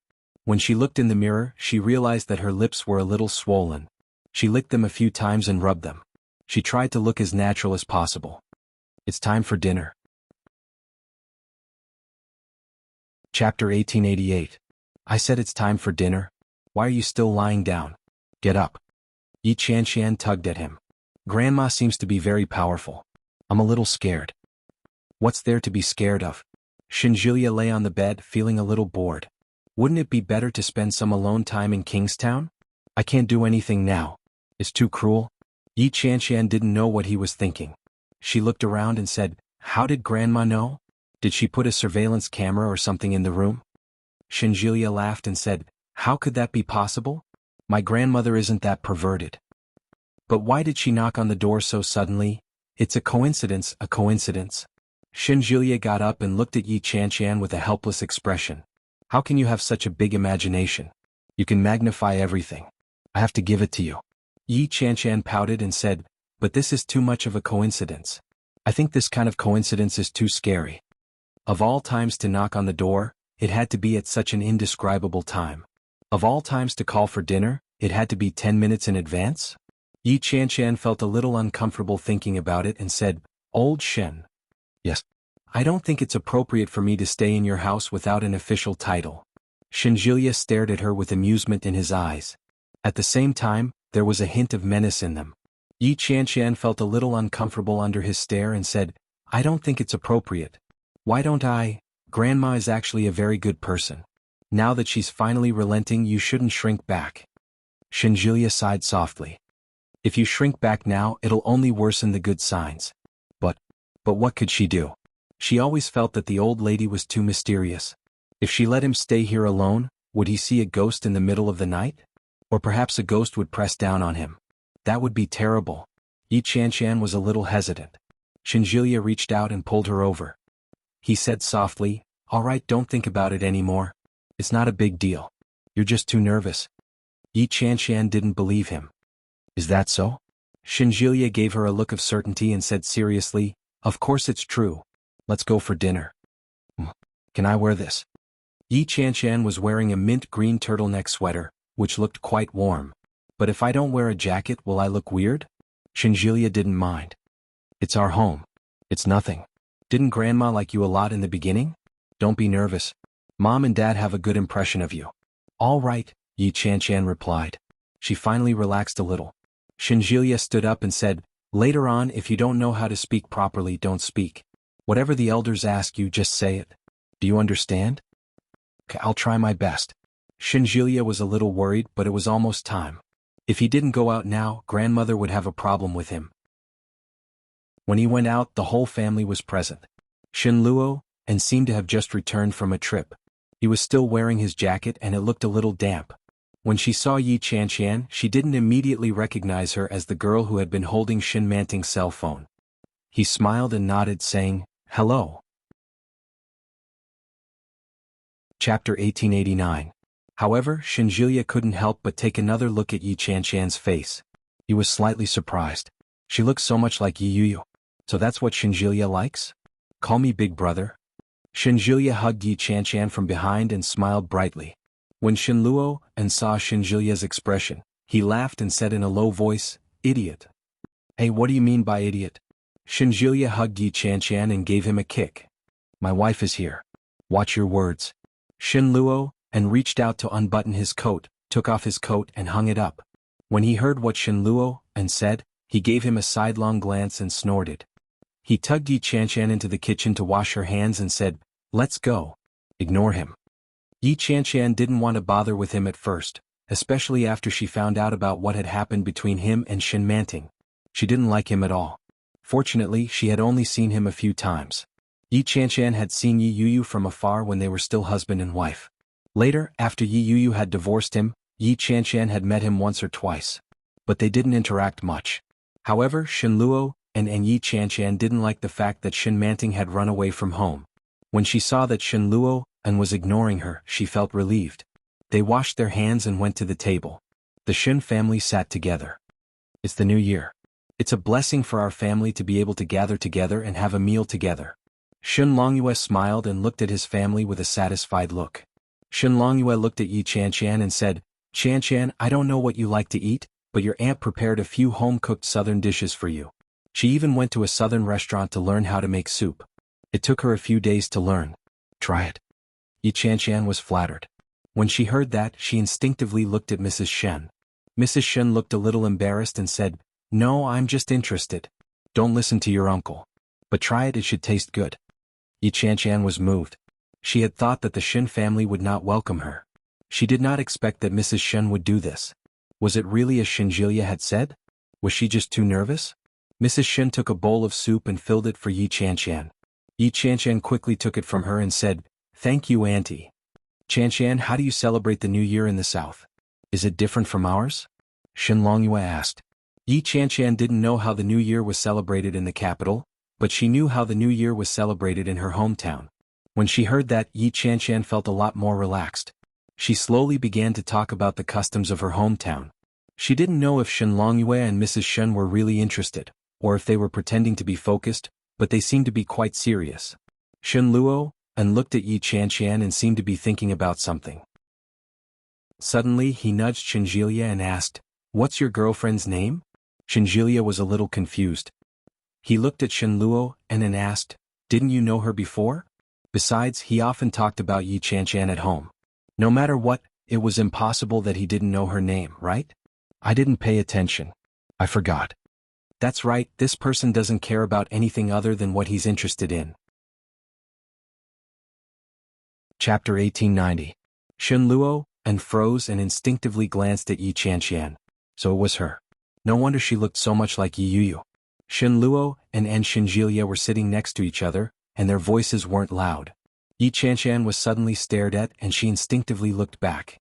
However, Shin Luo and quickly looked away and continued eating. Shinjilia felt that Shin Luo and was a little strange. He suddenly recalled the incident with Yi Chanshan and Shin Manting. Feeling a little strange, he turned to look at Yi Chanshan. Yi Chanshan looked at Shinjilia and frowned in confusion. "It's fine. Let's eat." Shinjilia pushed her head back. "Let's eat or it'll get cold." Old Mrs. Shen reminded her. Shin Longyue also waved his hand and laughed. "Look at me, I'm just being considerate. Let's eat." Only then did Yi Chanshan lower her head and eat in silence. After dinner, Yi Chanshan didn't dare to eat too much. Furthermore, she was in someone else's house, so she didn't eat much. After that, he helped to clean up the mess. In the end, he was chased out. Shinjilia was chatting with Shin Luo and on the sofa. She didn't know what they were talking about, but when they saw Yi Chanshan come out, they both looked over. "Chanshan, come here." Shinjilia waved his hand. When Yi Chanshan saw Shin Luo, and she felt a little uncomfortable. She felt a little strange all over. She had always felt that Shin Luo and was a pervert. Not only had he tainted Yi Yuyu, but he had also defiled his own sister and nearly married a lunatic. Yi Chanshan didn't believe that such a person was mentally sound. She sat down beside Shinjilia. When she looked up, she saw Shin Luo. Shin Luo and seemed to be sizing her up and said, "We finally meet." Yi Chanshan was stunned and didn't know how to react. I'm sorry about last time. Shen Luo, and placed a can of beer in front of him. He raised it to Yi Qianshan and said, if I had known that you would become my sister-in-law, I wouldn't have scolded you. Yi Qianshan finally reacted. She smiled awkwardly but didn't know what to say. In the future, just forget about it.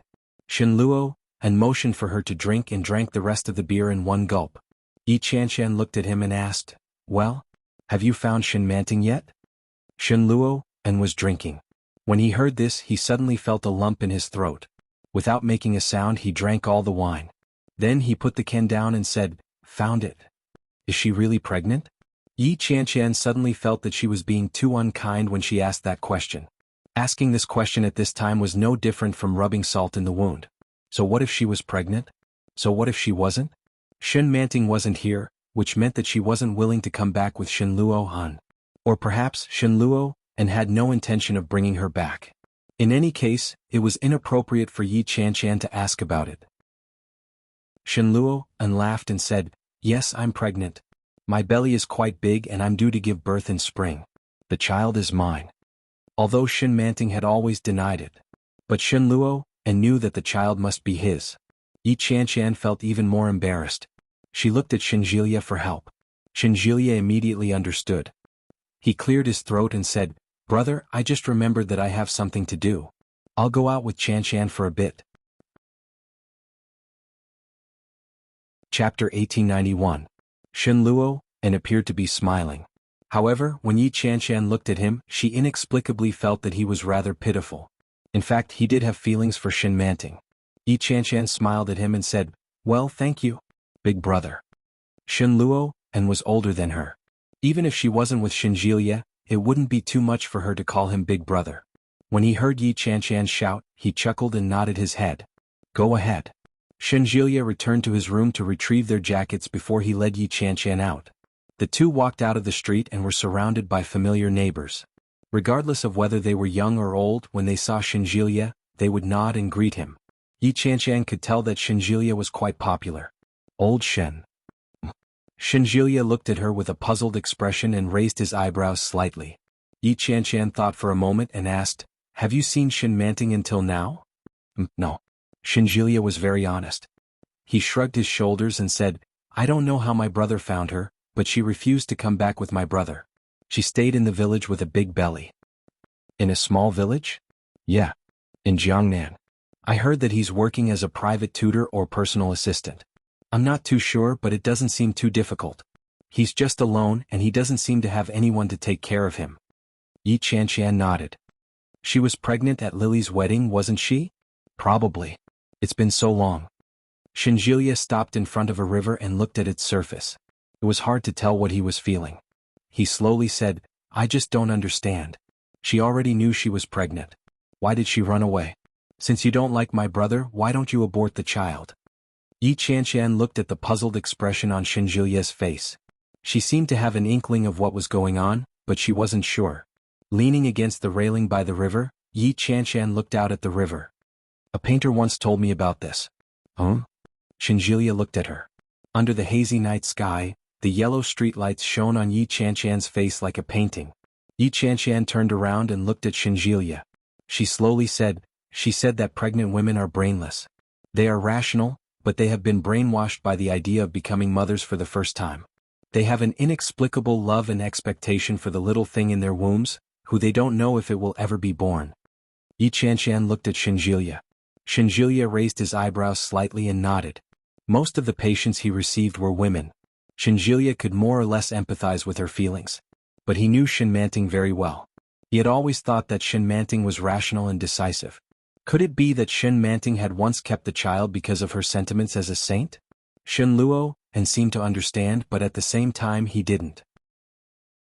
Yi Qianshan looked at the surface of the river and sighed. It's so cold.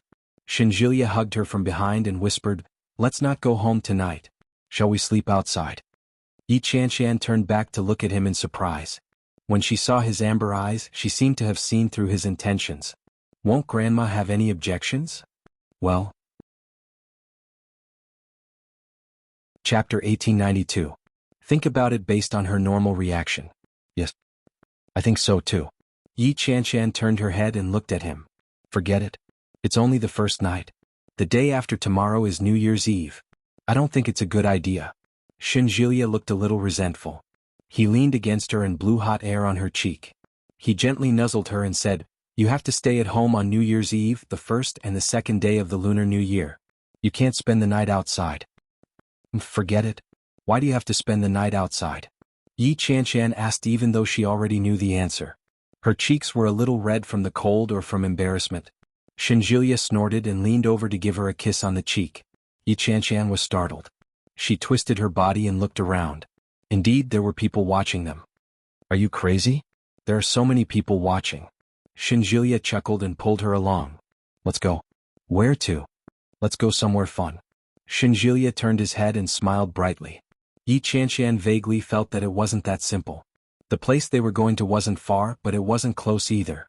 Shinjilia went back to the car and drove for about 10 minutes before he stopped. After parking the car, Shinjilia led Yi Chanshan inside. It was Yi Chanshan's first time spending the winter in the north. She found that no matter where she went in the capital, there was a thick layer of cotton curtains at the entrance. Inside there was a layer of rubber curtains that kept the heat inside well. At the same time, it also served as a soundproof effect. Shinjilia led Yi Chanshan inside and found that it seemed to be a late-night snack shop.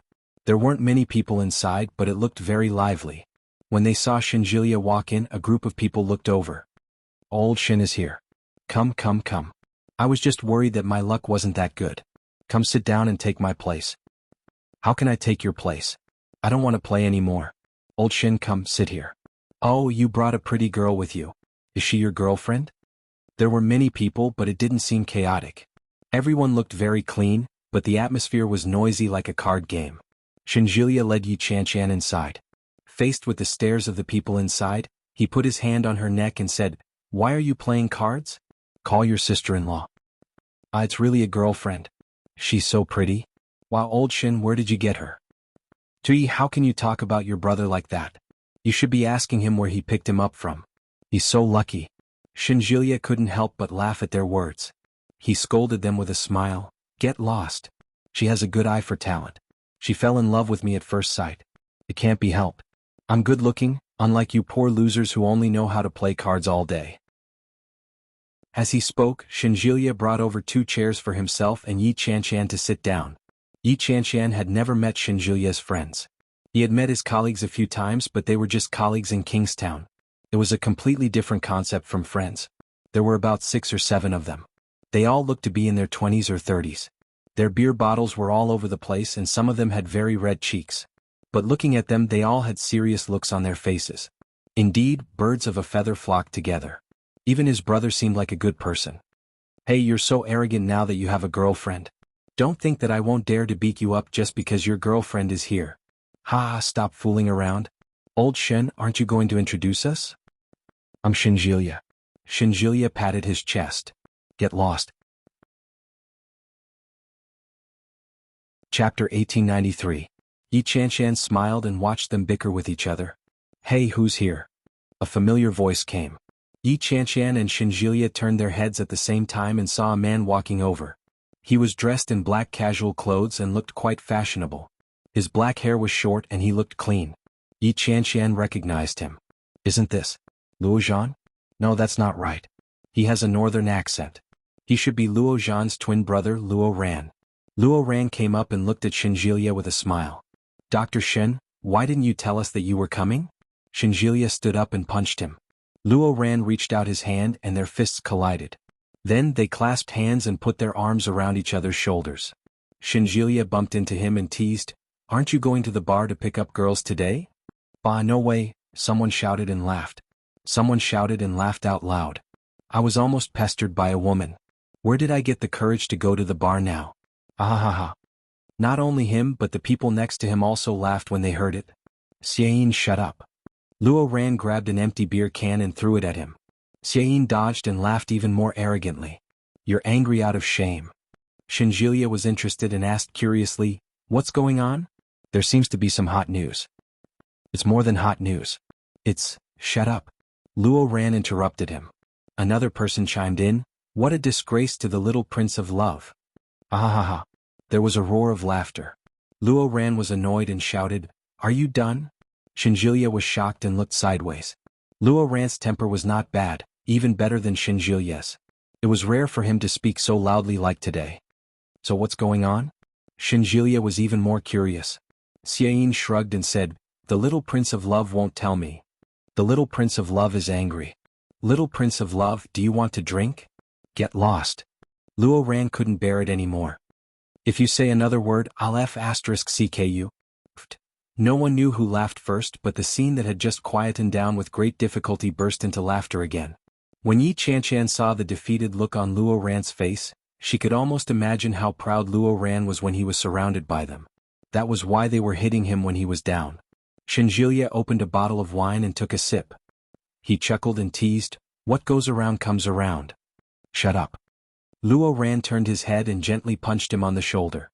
"Aren't you going to introduce us?" "I was going to introduce her, but you interrupted me." Shinjilia put on an innocent face and put down the beer can. "My woman Yi Qianshan." Yi Qianshan smiled and said, "Hello everyone. My name is Yi Qianshan." "Hey, she's quite pretty. Why is she a good match for Shinjilia?" "Bah, it's better than being with you. At least old Shin is still a virgin." Yi Qianshan couldn't help but burst out laughing. She gave Shinjilia a strange look. Shinjilia picked up a few melon seeds and threw them at her. With a dark face he said, "Shut up. Oh, I've put in a lot of effort to prove your innocence in front of your girlfriend, but you threw them at my face. Is there any justice in this world?" Chapter 1894. Shinjuya's face turned red and he said confidently, "To prove my chastity, I would rather die than submit. Are any of you cleaner than me?"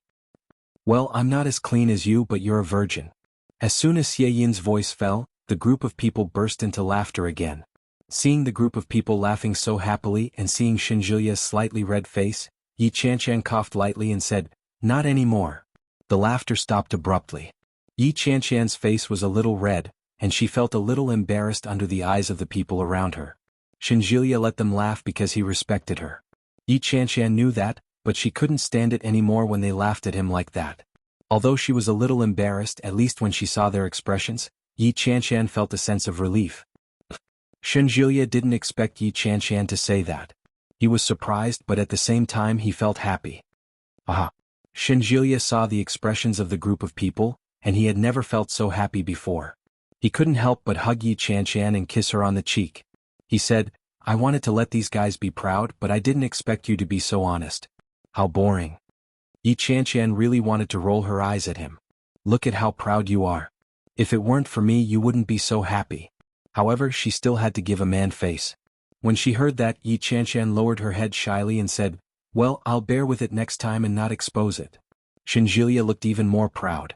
He loved Yi Qianshan's cooperation. When the people around heard that, they all looked angry. "That's too much. You can't show off your love like this.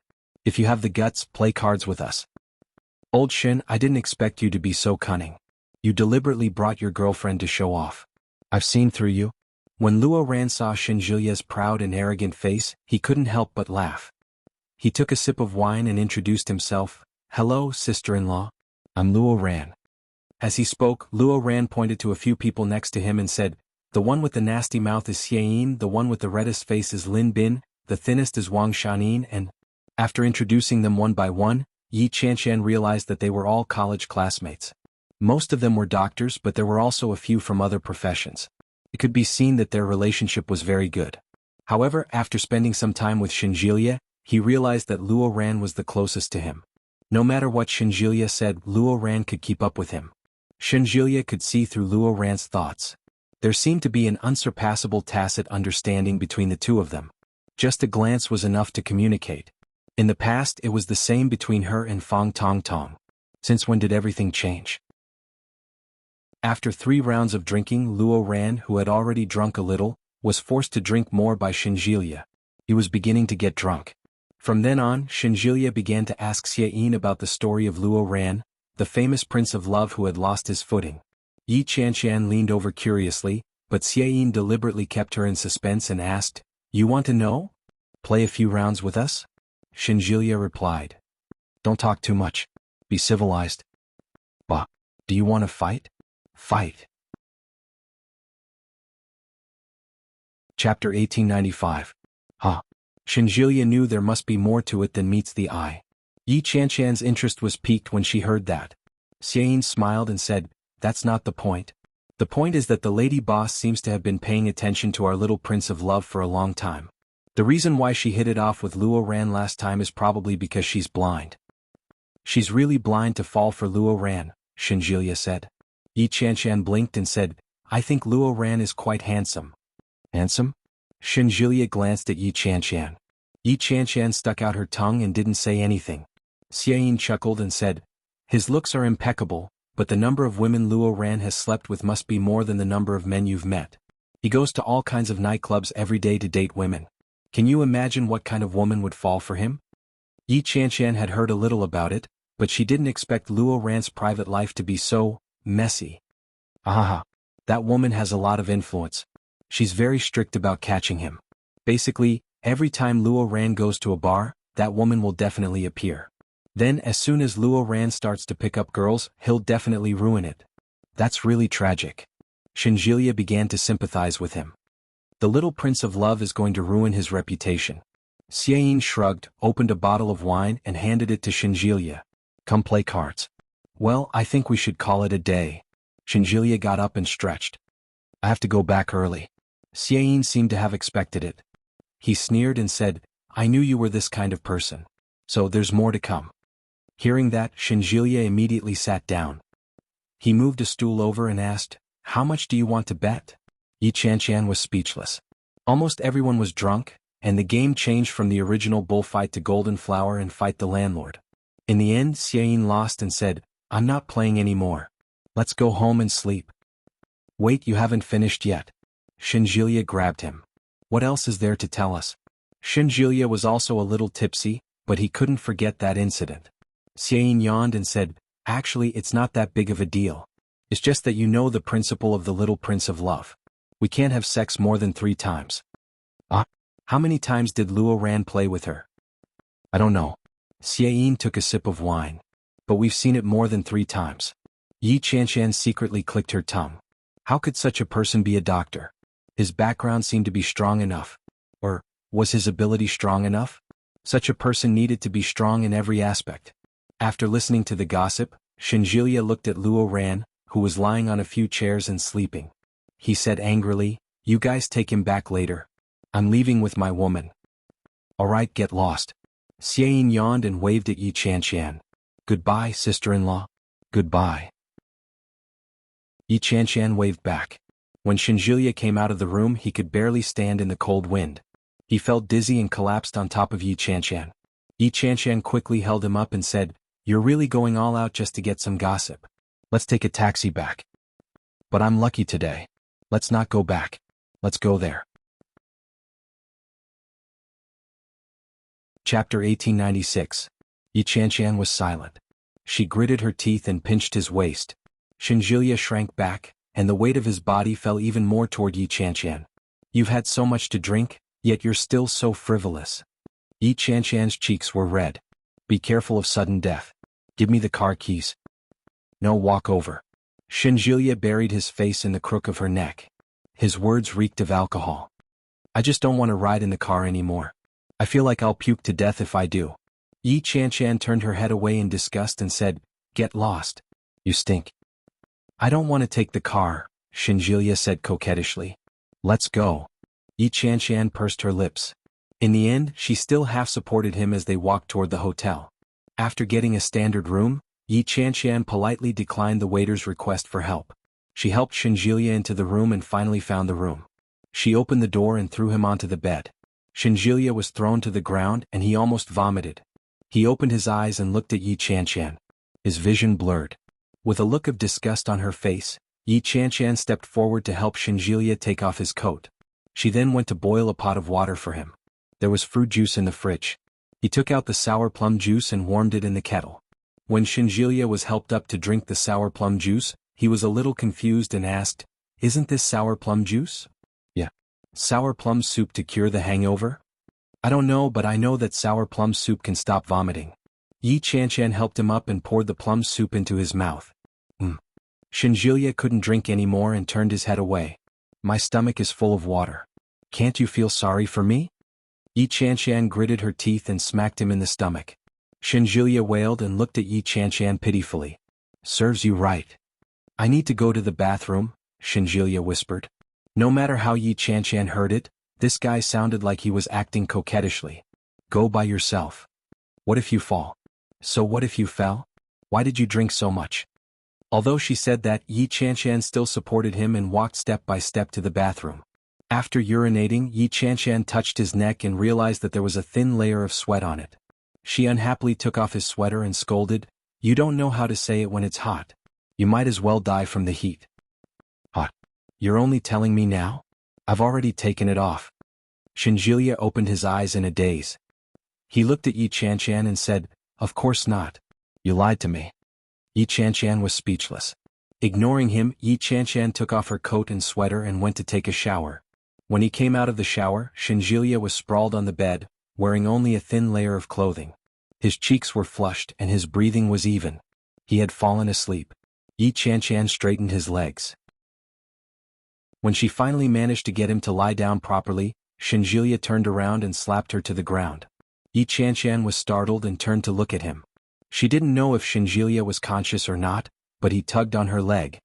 His entire body was like a buckle and he locked her firmly in his arms.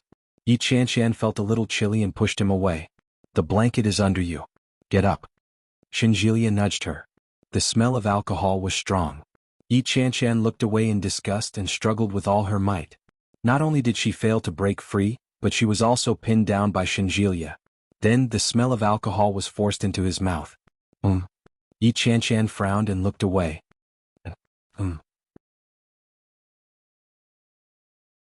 Chapter 1897. Although there was a heater in the room, the temperature was not particularly high.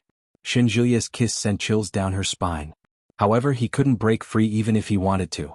The drunken Shinjulia seemed to be much stronger than usual. After getting used to the taste in his mouth, it didn't seem that bad anymore. But she was really afraid that he would suddenly vomit and dirty her. She tried to push him away, but Shinjulia's hand seemed to have eyes of its own. Even though his eyes were closed, he was able to firmly grasp her hand. He hooked his leg and pressed it between her legs. Yi Chanshan was so sensitive that she trembled. She simply gave up resisting. She reached out, unbuckled his belt and tore his shirt open almost roughly. After not seeing him for 4 months, it was impossible for her not to miss him. Perhaps it was because it had been a long time, but Yi Chanshan didn't have a particular need for such things. It was just that at this moment his body felt a little hot from the teasing. Shinjulia suddenly opened his eyes. His palms pushed her clothes higher, and his movements gradually became gentler. It was only then that Yi Chanshan realized what was going on. What the F***ck? Pretending to be drunk? However, it was too late now. Shinjulia pulled up the blanket and covered the two of them. Yi Chanshan's breathing became more and more erratic. I missed you. Shinjulia's voice was low, and it carried the sexiness of drunkenness.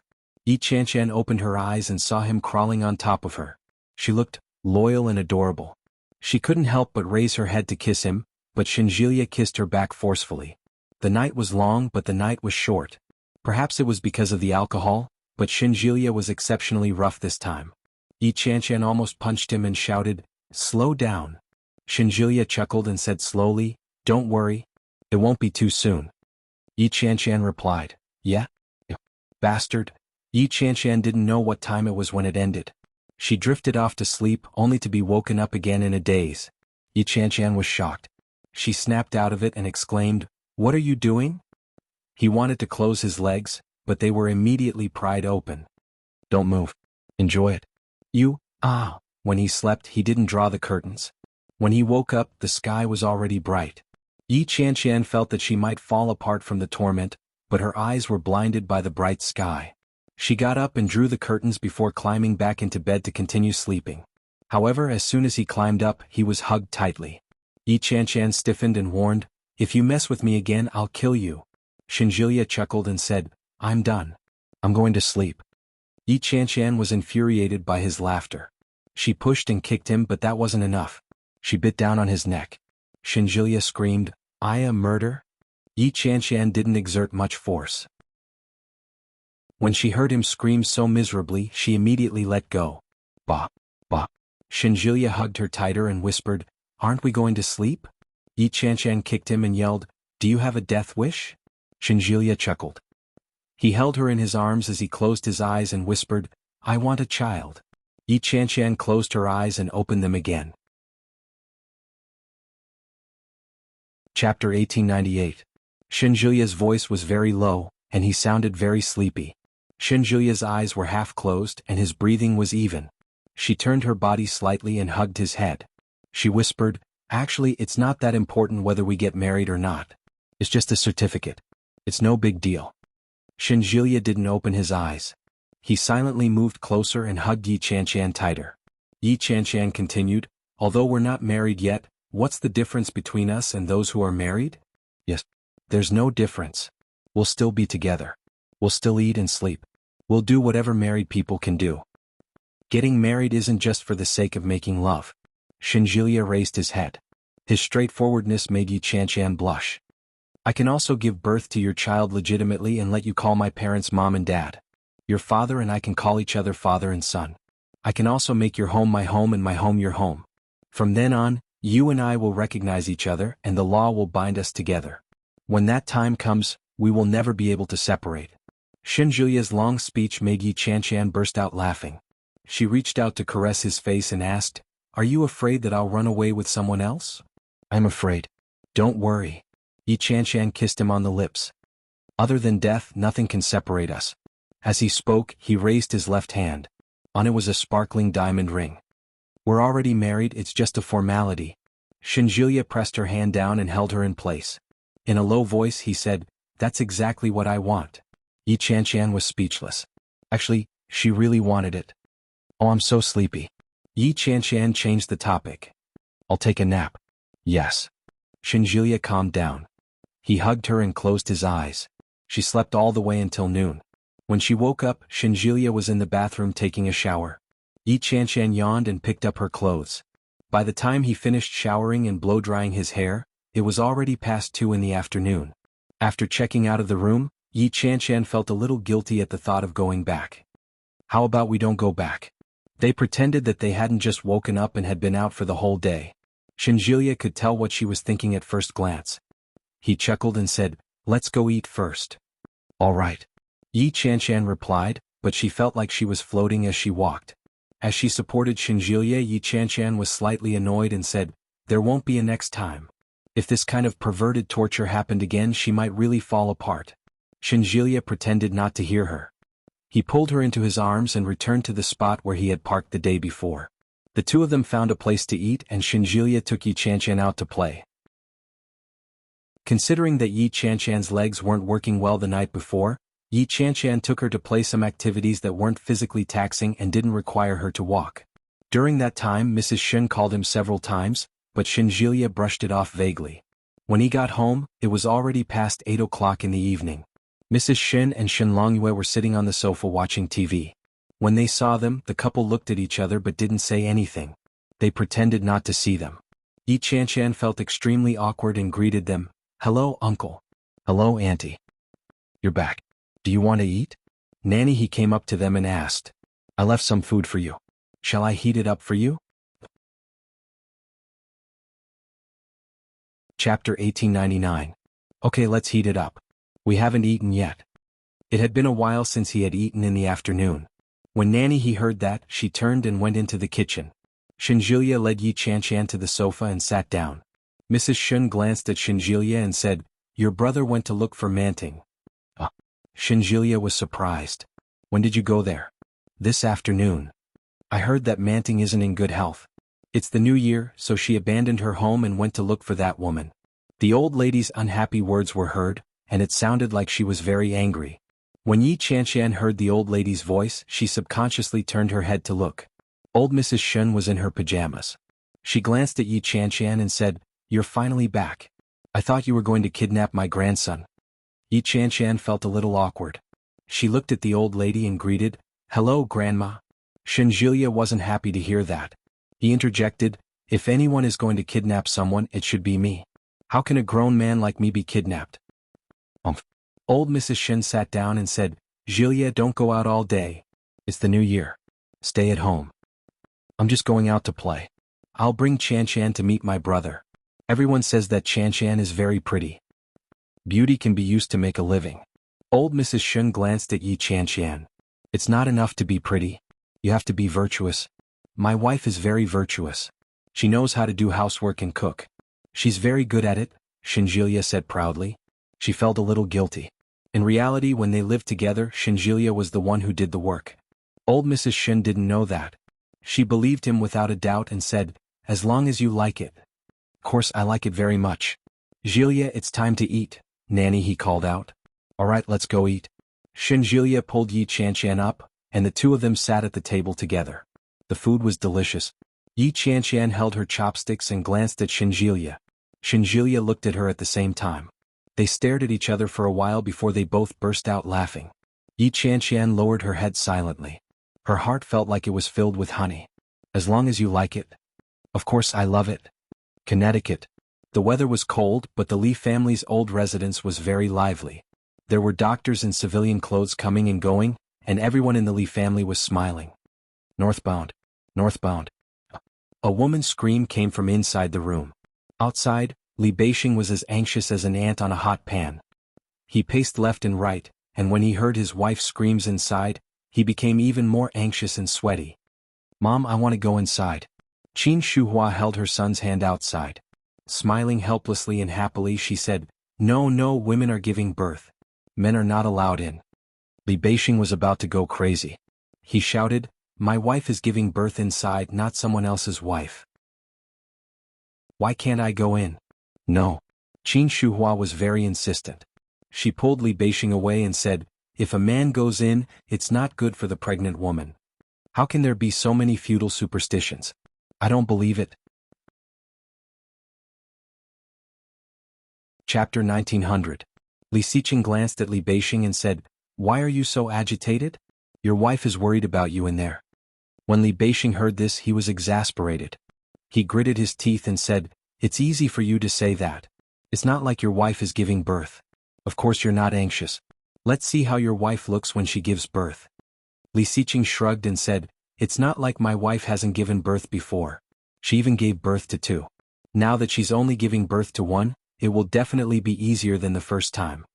As he spoke, his face was filled with pride. Li Beixing was annoyed when he saw his smug look, so he simply stopped looking at him and sat on the stool that Lu Sa had brought over at the door of the room. Qin Shuhua was still worried. She stood where she was and stared at Li Beixing, afraid that he would slip in if she wasn't careful. Sitting on the sofa, Li Xiqing glanced at her belly. It wasn't big, not even as big as when she was pregnant with Desu and Ursu for more than 7 months. So, it shouldn't be that painful, right? In fact, Li Xiqing was not sure. Arguing with Li Beixing just now was just him being stubborn. Only the heavens knew that this was the first time he was truly witnessing the birth of his own child. Desu and Ursu had grown up, and Li Xiqing owed them 4 years. As for this child, he had to take good care of him until he grew up. When Li Jinan saw how focused Li Xiqing was, he called out, Second brother. Yes. Li Xiqing looked up. Nervous? Li Xiqing pursed his lips and said, No. But why do you look so nervous? Li Jinan teased. What's there to be afraid of? It's not the first time second sister-in-law has given birth. Glancing at him, Li Xiqing decided not to talk. Su Qinxi also felt his nervousness. She reached out and gently comforted the back of his hand, saying, It's okay.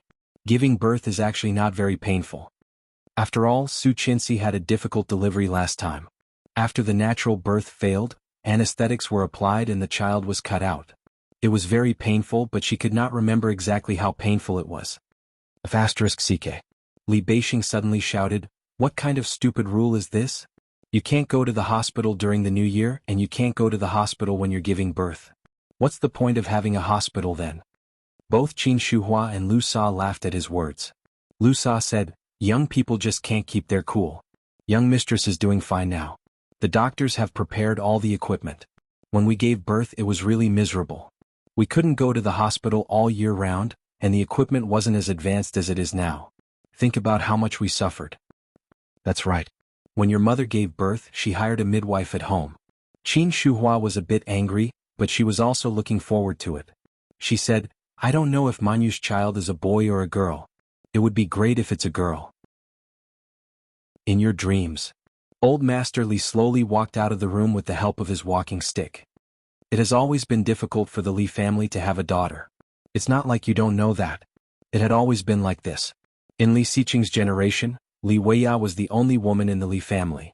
Later, Su Qianxi's belly worked hard and gave birth to a pair of twins, a girl. At this moment, the one in Xiaomanyu's belly was probably Xian. Chapter 1901.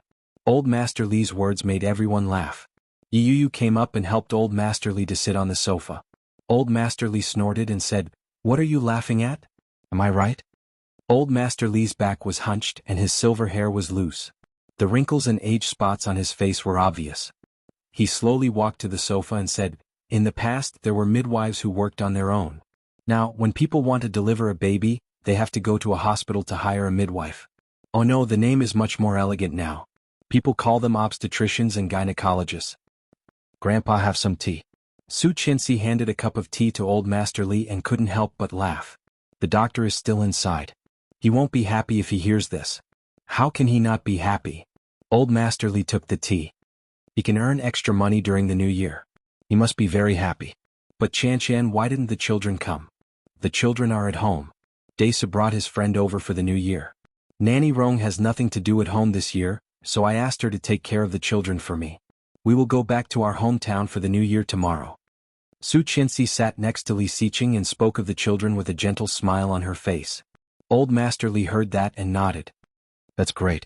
It's great that the children are so obedient. I was afraid that you wouldn't be able to take care of the 3 children by yourself.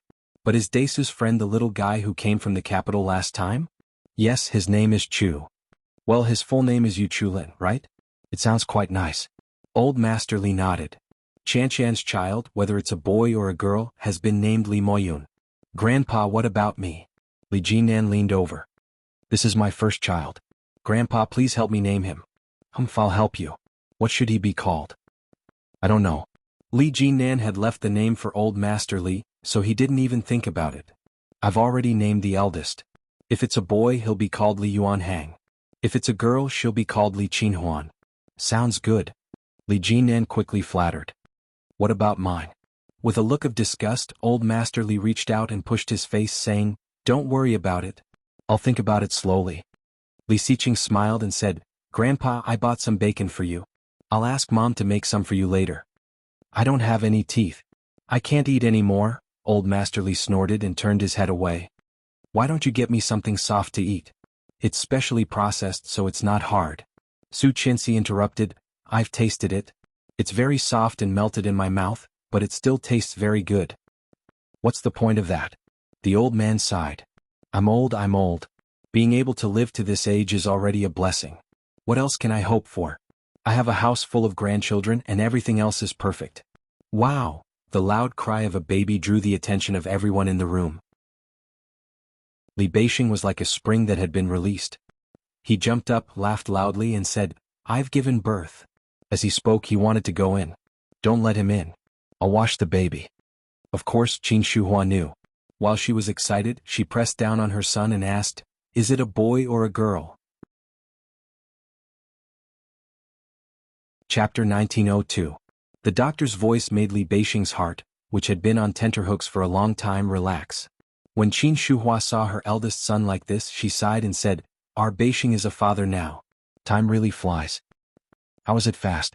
"Beixing is already in his 30s, and it's his first time becoming a father. Even his younger brother is faster than him." Li Xiao heard the commotion and walked out with a smile on his face. Li Beixing didn't mind being scolded. He stood at the door and waited for the person inside to open the door. Finally, the doctor came out in a short while. The baby was wrapped very well. His eyes were closed and his lips were pursed. His tiny body was covered in a layer of red. When Qin Shuhua saw the chubby baby, she was overjoyed. She took him from him and hugged him in her arms. She said happily, "You've finally given birth. Hey, let Grandma give you a hug." When Li Beixing saw his son, he smiled contentedly and immediately slipped inside.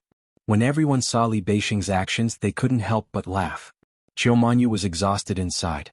It was winter, but her body was covered in a layer of sweat. A nurse was cleaning Qiumanyu under a thick quilt. When she saw Li Beixing enter, she exclaimed, "Why did you come in?" Li Beixing didn't care. He went forward to look at his wife.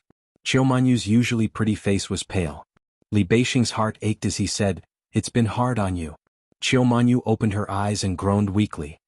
"Treat me better in the future." Definitely. Both Su Qianxi and Yi Yuyu were pregnant. The three brothers and sisters-in-law had all taken turns to give birth. The news had spread throughout the neighborhood. Qin Shuhua carried the chubby baby over to the sofa and said, "He looks really good. He looks just like our Beixing." This was the first time Yi Yuyu had seen a newborn. She leaned over to take a look and didn't know what to say. "Does he look good?" When Su Qianxi saw Yi Yuyu's expression, she knew what was going on. She chuckled and said, "Babies are all wrinkled when they're born. They'll look better when they're all grown up." "He looks like an old man." Li Jinan didn't mince his words. He took a look and asked, "Is big brother coaxing sister-in-law inside?" Of course we have to coax her during childbirth." Qin Shuhua played with her grandson without looking up. When Chanshan gave birth to Daisu and Ersu, Siqing was not by her side. At that time, Chanshan stayed in the hospital for half a month before she was discharged. She did not have a man by her side. "This time you have to make it up to Chanshan." Qin Shuhua glared at him. "Otherwise even your mother won't let you go." Li Siqing was already feeling guilty. Hearing Qin Shuhua's words, he felt that he was lacking a lot. Holding her hand, he put it on his lips and kissed it without saying anything. Su Qianxi's eyes softened as she whispered, "It's okay. As long as you're back." "I'm back. When our Moyun is born, I'll definitely make up for what I owe Daisu and Ersu." "How can it be made up?" Li Jinan glanced at Li Siqing. "The twins are very noisy." Yi Yuyu tugged at him and said, "Second uncle had no choice back then. What are you talking about him for?" Chapter 1903. The resentment in his words was clear. Li Jinan was simply feeling indignant on Su Qianxi's behalf. That was all. When Yi Yuyu heard that, she felt a little uncomfortable. What did Li Jinan mean by that? Although she didn't know what had happened back then, she had heard a little about it. After Li Siqing's death, one of Su Qianxi's best friends had come to woo her. What was even more frightening was that Captain Li had been very supportive of that person. If Su Qianxi hadn't been determined, she would have been poached away. Yi Yuyu didn't feel good when she thought of that. Su Qianxi had been a widow that year, and he hadn't been happy about it. Could he still be interested in her? Furthermore, this was her second marriage. Was Li Jinan hinting at something in his words? She instinctively glanced at Li Jinan, who quickly turned back to look at Yi Yuyu. Li Jinan didn't know what she was thinking. Confused, he asked, "Isn't that right, honey?" Yi Yuyu smiled and nodded her head. Su Qianxi quickly waved her hands and said, all right. Siqing was just thinking about our future. If it hadn't been for those 4 years, we might still be living in fear. The Tang family wouldn't let them off. Su Qianxi knew that very well. Let bygones be bygones. What's the point of saying that? Captain Li paused his walking stick with a displeased expression. Li Siqing was silent. He gave Li Jinan a meaningful look. The Li family was overjoyed. Lu Sa had cooked a lot of delicious dishes to celebrate. Li Beixing was immersed in the happiness of the birth of his first son. Li Siqing asked Su Qianxi to stay at the old manor while he went to pick up the children for dinner. The whole family was happy and harmonious. However, it wasn't so peaceful on the way back. Li Jinan drove, and Yi Yuyu sat in the front passenger seat. Yi Yuyu reclined the seat and leaned back. She called out, "Hubby." "Yeah. Did you like second sister-in-law in the past?" Yi Yuyu's question was more direct. She had been holding these words in for a long time. When she heard Li Jinan's indignation for Su Qianxi, she couldn't stop it. She felt that if she didn't say it out loud, she would go crazy. When Li Jinan heard that, he turned to look at her and asked, "Why would you ask that? Do you remember when my sister's friend Lily took us out to play?" It was a long time ago and Li Jinan had no recollection of it. He glanced at Yi Yuyu and asked, "What do you think?" "At that time, I felt that you had a different feeling for your second sister-in-law. I always felt that you had a crush on her." Yi Yuyu had always been a straightforward person. When she spoke, she turned her head and stared at Li Jinan. Her fair face was filled with accusation, doubt, and sadness. Li Jinan hadn't expected Yi Yuyu to ask such a question. He was amused and replied, "Why would you think that? Second sister-in-law belongs to second brother. Why would I like her?" There had been a small spark, but before it could ignite, he had resolutely cut it off. Later he only had respect for her. Li Jinan didn't even dare to like her as a friend, let alone have a crush on her. Chapter 1904. Of course it's true. Why would you think that? You're just imagining things. Li Jinan held onto the steering wheel and smiled helplessly. If second brother hears this, he'll chop me to death. Li Xiqing was very possessive. If he knew that someone wanted to lay a finger on his wife, he would definitely hack him to death. Even his younger brother was no exception. Even if it was just a misunderstanding, it wouldn't do. But I keep having this feeling. Yu pouted slightly. Furthermore, I keep feeling that the words you say at home are ambiguous. What is it? What do you mean by saying that if it were any other woman she would remarry? Are you trying to say that if it were me I would remarry? Yuyu's voice was laced with accusation, dissatisfaction, and grievance. Li Jinan felt wronged and said innocently, I didn't mean that. I just feel sorry for second sister-in-law. He turned to look at Yuyu. Yuyu's face looked haggard. It was obvious that she hadn't had a good rest. Li Jinan sighed softly and said, Honey, don't let your imagination run wild. I only love you and you are the only one I have ever loved. There has never been anyone else. Yuyu's expression softened when she heard that. However, there was still sadness in his eyes. Li Jinan looked at Yuyu and continued, Back then, second sister-in-law managed second brother's company all by herself. It wasn't easy. When she was pregnant, she had to stay up late to look at the proposals and give her suggestions. At that time, second sister-in-law was pregnant with twins. Her belly was much bigger than the average pregnant woman's. She had more severe reactions and her back and legs often hurt. She couldn't even sit still. Li Jinan's words were full of emotion. Originally, second sister-in-law didn't have to bear such a heavy responsibility. If second brother was here, second sister-in-law not only didn't have to do those things, but also could live a very relaxed and happy life. So, I feel sorry for second sister-in-law. You sure know a lot about it. Yuyu's tone was a little sour as she turned her head away. Li Jinan chuckled and replied, At that time, only second sister-in-law and I were managing the company. Of course I knew. It's not an exaggeration to say that the reason I have the skills I have today is because of second sister-in-law's guidance. When Yuyu heard that, she felt even more uncomfortable. So, Li Jinan and Su Qinxi had been together for 4 years? For 4 years they faced each other and were together every day. It was no wonder that Li Jinan had a different feeling for her. If I had any feelings for second sister-in-law, something would have happened a long time ago. The only reason it hasn't happened is that the situation doesn't allow it. If the situation allowed it, you would have? Yuyu asked out of reflex. As soon as the words left her mouth, she realized that something was amiss. Yuyu secretly clicked her tongue in frustration. Li Jinan glanced at her and replied, There won't be such a time. Once she's second sister-in-law, she'll always be second sister-in-law. Sister-in-law can only be sister-in-law. She looked at him and softly said, I'm sorry. Chapter 1905. Li Jinan chuckled helplessly. What? Do all pregnant women like to let their imaginations run wild? Li Jinan didn't know what to do with her. He held his forehead and said, That's not what I meant. Yuyu felt even more aggrieved and said, Let me tell you, if a man really comes to seduce me, I won't leave Li Jinan. I believe that you won't. No, even if you die, I won't. Yuyu interrupted him. I can be like second sister-in-law. Li Jinan couldn't help but laugh when he heard that. The car had already entered the neighborhood. Li Jinan drove steadily. The speed of the car wasn't fast. He slowly looked at the greenery around him. He was in a good mood. Yuyu continued, Although I might not be able to manage such a big company as well as second sister-in-law, I will try my best. I will take good care of the child and raise him well. If that doesn't work, I will study. If second sister-in-law can do it, so can I. Yuyu's eyes lit up. Li Jinan couldn't hold back his laughter. He stopped the car and leaned over the steering wheel to laugh. Yuyu panicked and said, What are you laughing at? I'm serious. Are you hoping for me to die? Li Jinan asked with a laugh as he wiped his eyes. Yuyu was annoyed when she heard that. She pinched his arm and said, You know what I mean. Ah. Li Jinan unbuckled his seatbelt and said, I know, but what you said will never happen. I'm just saying what if. There's no what if. Li Jinan leaned over and unbuckled Yuyu's seatbelt.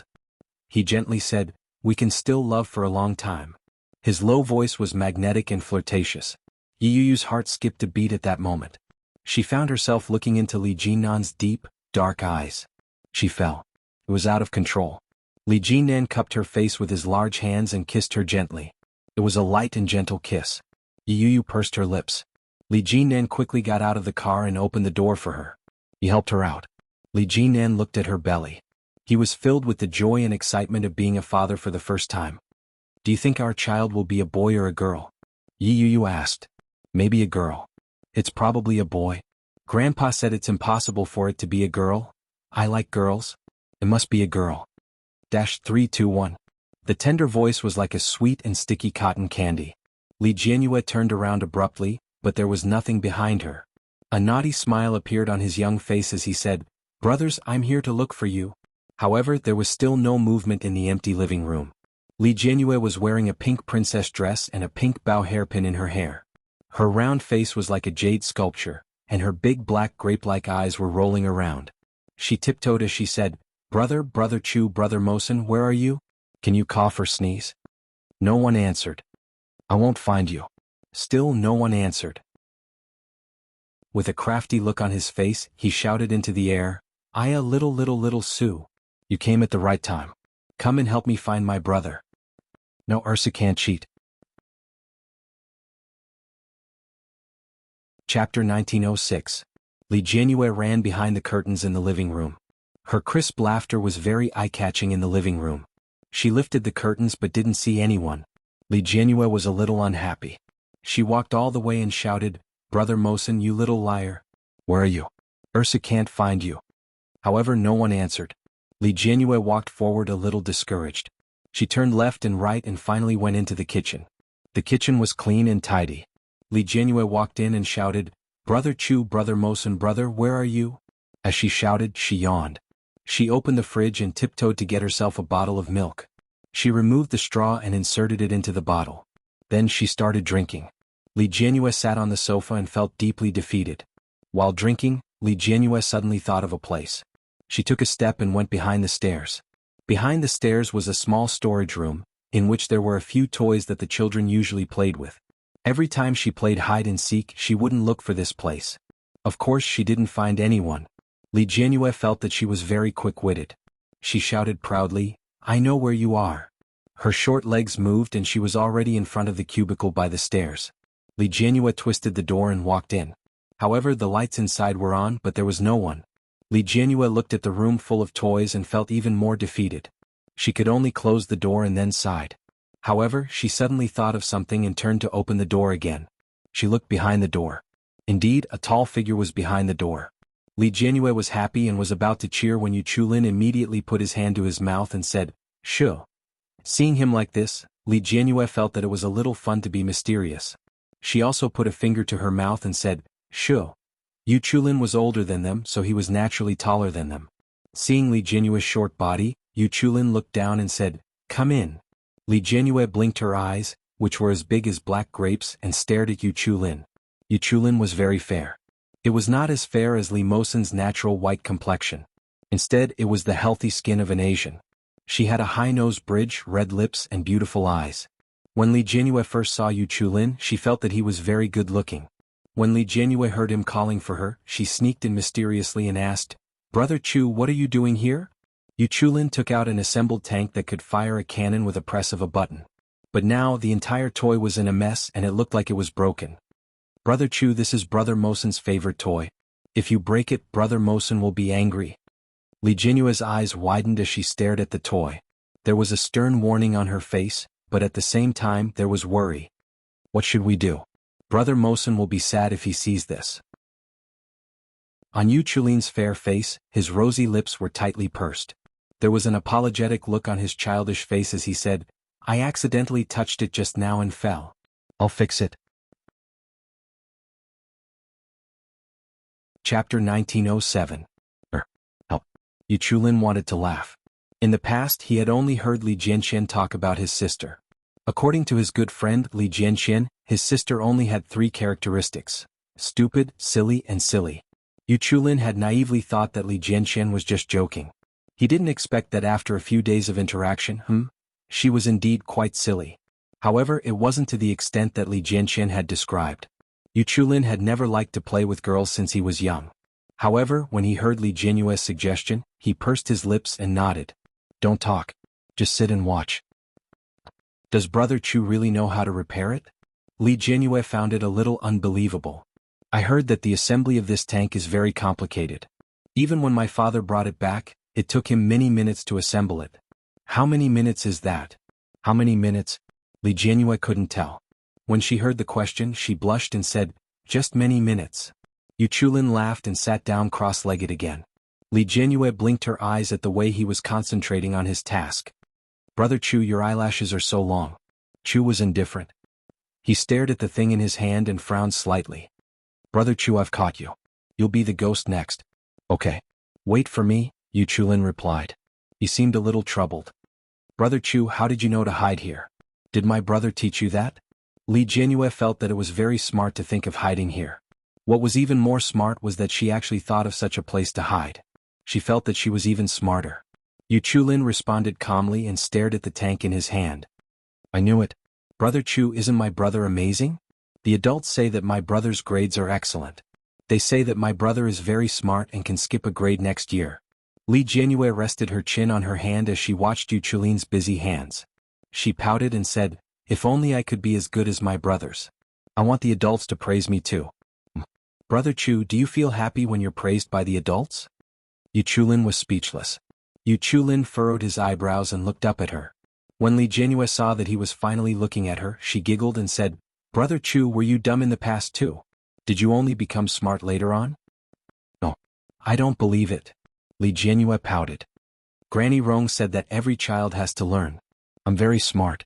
It's just because my brothers are boys that I foolishly climbed the stairs. You want to talk about stages, right? When Li Jianyue heard this, she immediately understood. She nodded and said with a smile, yes. The stage, the section of the ladder.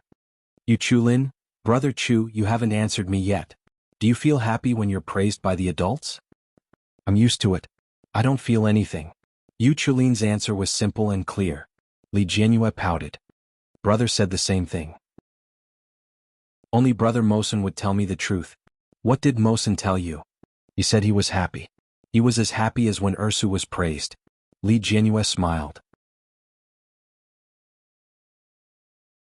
Chapter 1908. Li Jianyue snorted. Brother Mosen would never lie to me. Brother Mosen is the best brother in the world. At the mention of Li Mosen, Li Jianyue got up and said, I'm not going to stay here with you. I'm going to play with Brother Mosen. Yu Chulin heaved a sigh of relief and said, all right, go ahead then. I'm almost done. I'll call you when I'm out. Li Jianyue was a little unhappy when she saw his relieved expression. She stomped her feet and walked out. Li Jianyue walked around outside and finally found Li Mosen behind the table. Aha, Brother Mosen, I found you. Li Mosen's blue eyes looked at Li Jianyue. He smiled helplessly and said, it's my turn. No, it's Brother Chu's turn. Li Jianyue was a little proud. The first person I found is Brother Chu. Where is he? He's in the toy room. He's fixing something. There was a flash of surprise in Li Mosen's clear and pure eyes. What? Li Jianyue realized that she seemed to have spilled the beans and immediately covered her mouth. Let's go take a look. Li Mosen took Li Jianyue's hand and went to the toy room. Yu Chulin had just finished repairing the toy. He heaved a huge sigh of relief after he carefully placed it back in its original position. As soon as he walked out of the door, he saw Li Jianyue and Li Mosen. Yu Chulin frowned. He was a little unhappy and said, didn't I say that I'll fix it? I'll apologize to Mosen after I fix it. Yu Chulin's tone was a little fierce. Li Jianyue shrank her neck in grievance and said, I know. Why are you so fierce? Li Mosen was unhappy. Ursu only said that you were repairing something here. What did you break just now? I'm sorry. Yu Chulin looked at Li Mosen and said, I accidentally knocked over your toy, but I fixed it now. I'll get it for you. What is it? The tank? Li Jianyue exclaimed. Brother Chu is amazing. He actually fixed the tank. His small face was full of worship. When Li Mosen saw this, he felt a little uncomfortable and said, Ursu, I know how to repair it too. Li Jianyue giggled and said, but I'm not as good as Daddy. Daddy is much better. The corners of Yu Chulin's lips curled up slightly. Then he turned around and retrieved the small tank that he had painstakingly repaired. Li Mosen took a look. Little tank's body was painted black, and there was a patch where some of the paint had clearly fallen off. Feeling a little heartache, he said, it's broken. Yu Chulin looked over. It was true. With an apologetic look on his face he said, "I'm really sorry. I didn't do it on purpose. I've already fixed it so it shouldn't affect your use. However, if you still mind, I can buy an identical one for you and install it for you." Li Mosen stared at the small tank in his hand and felt uncomfortable. "There's no need," Li Jianhua said. "Brother Mosen isn't petty. You've already apologized. Brother Mosen is the most generous. He'll definitely forgive you. Am I right, Brother Mosen?"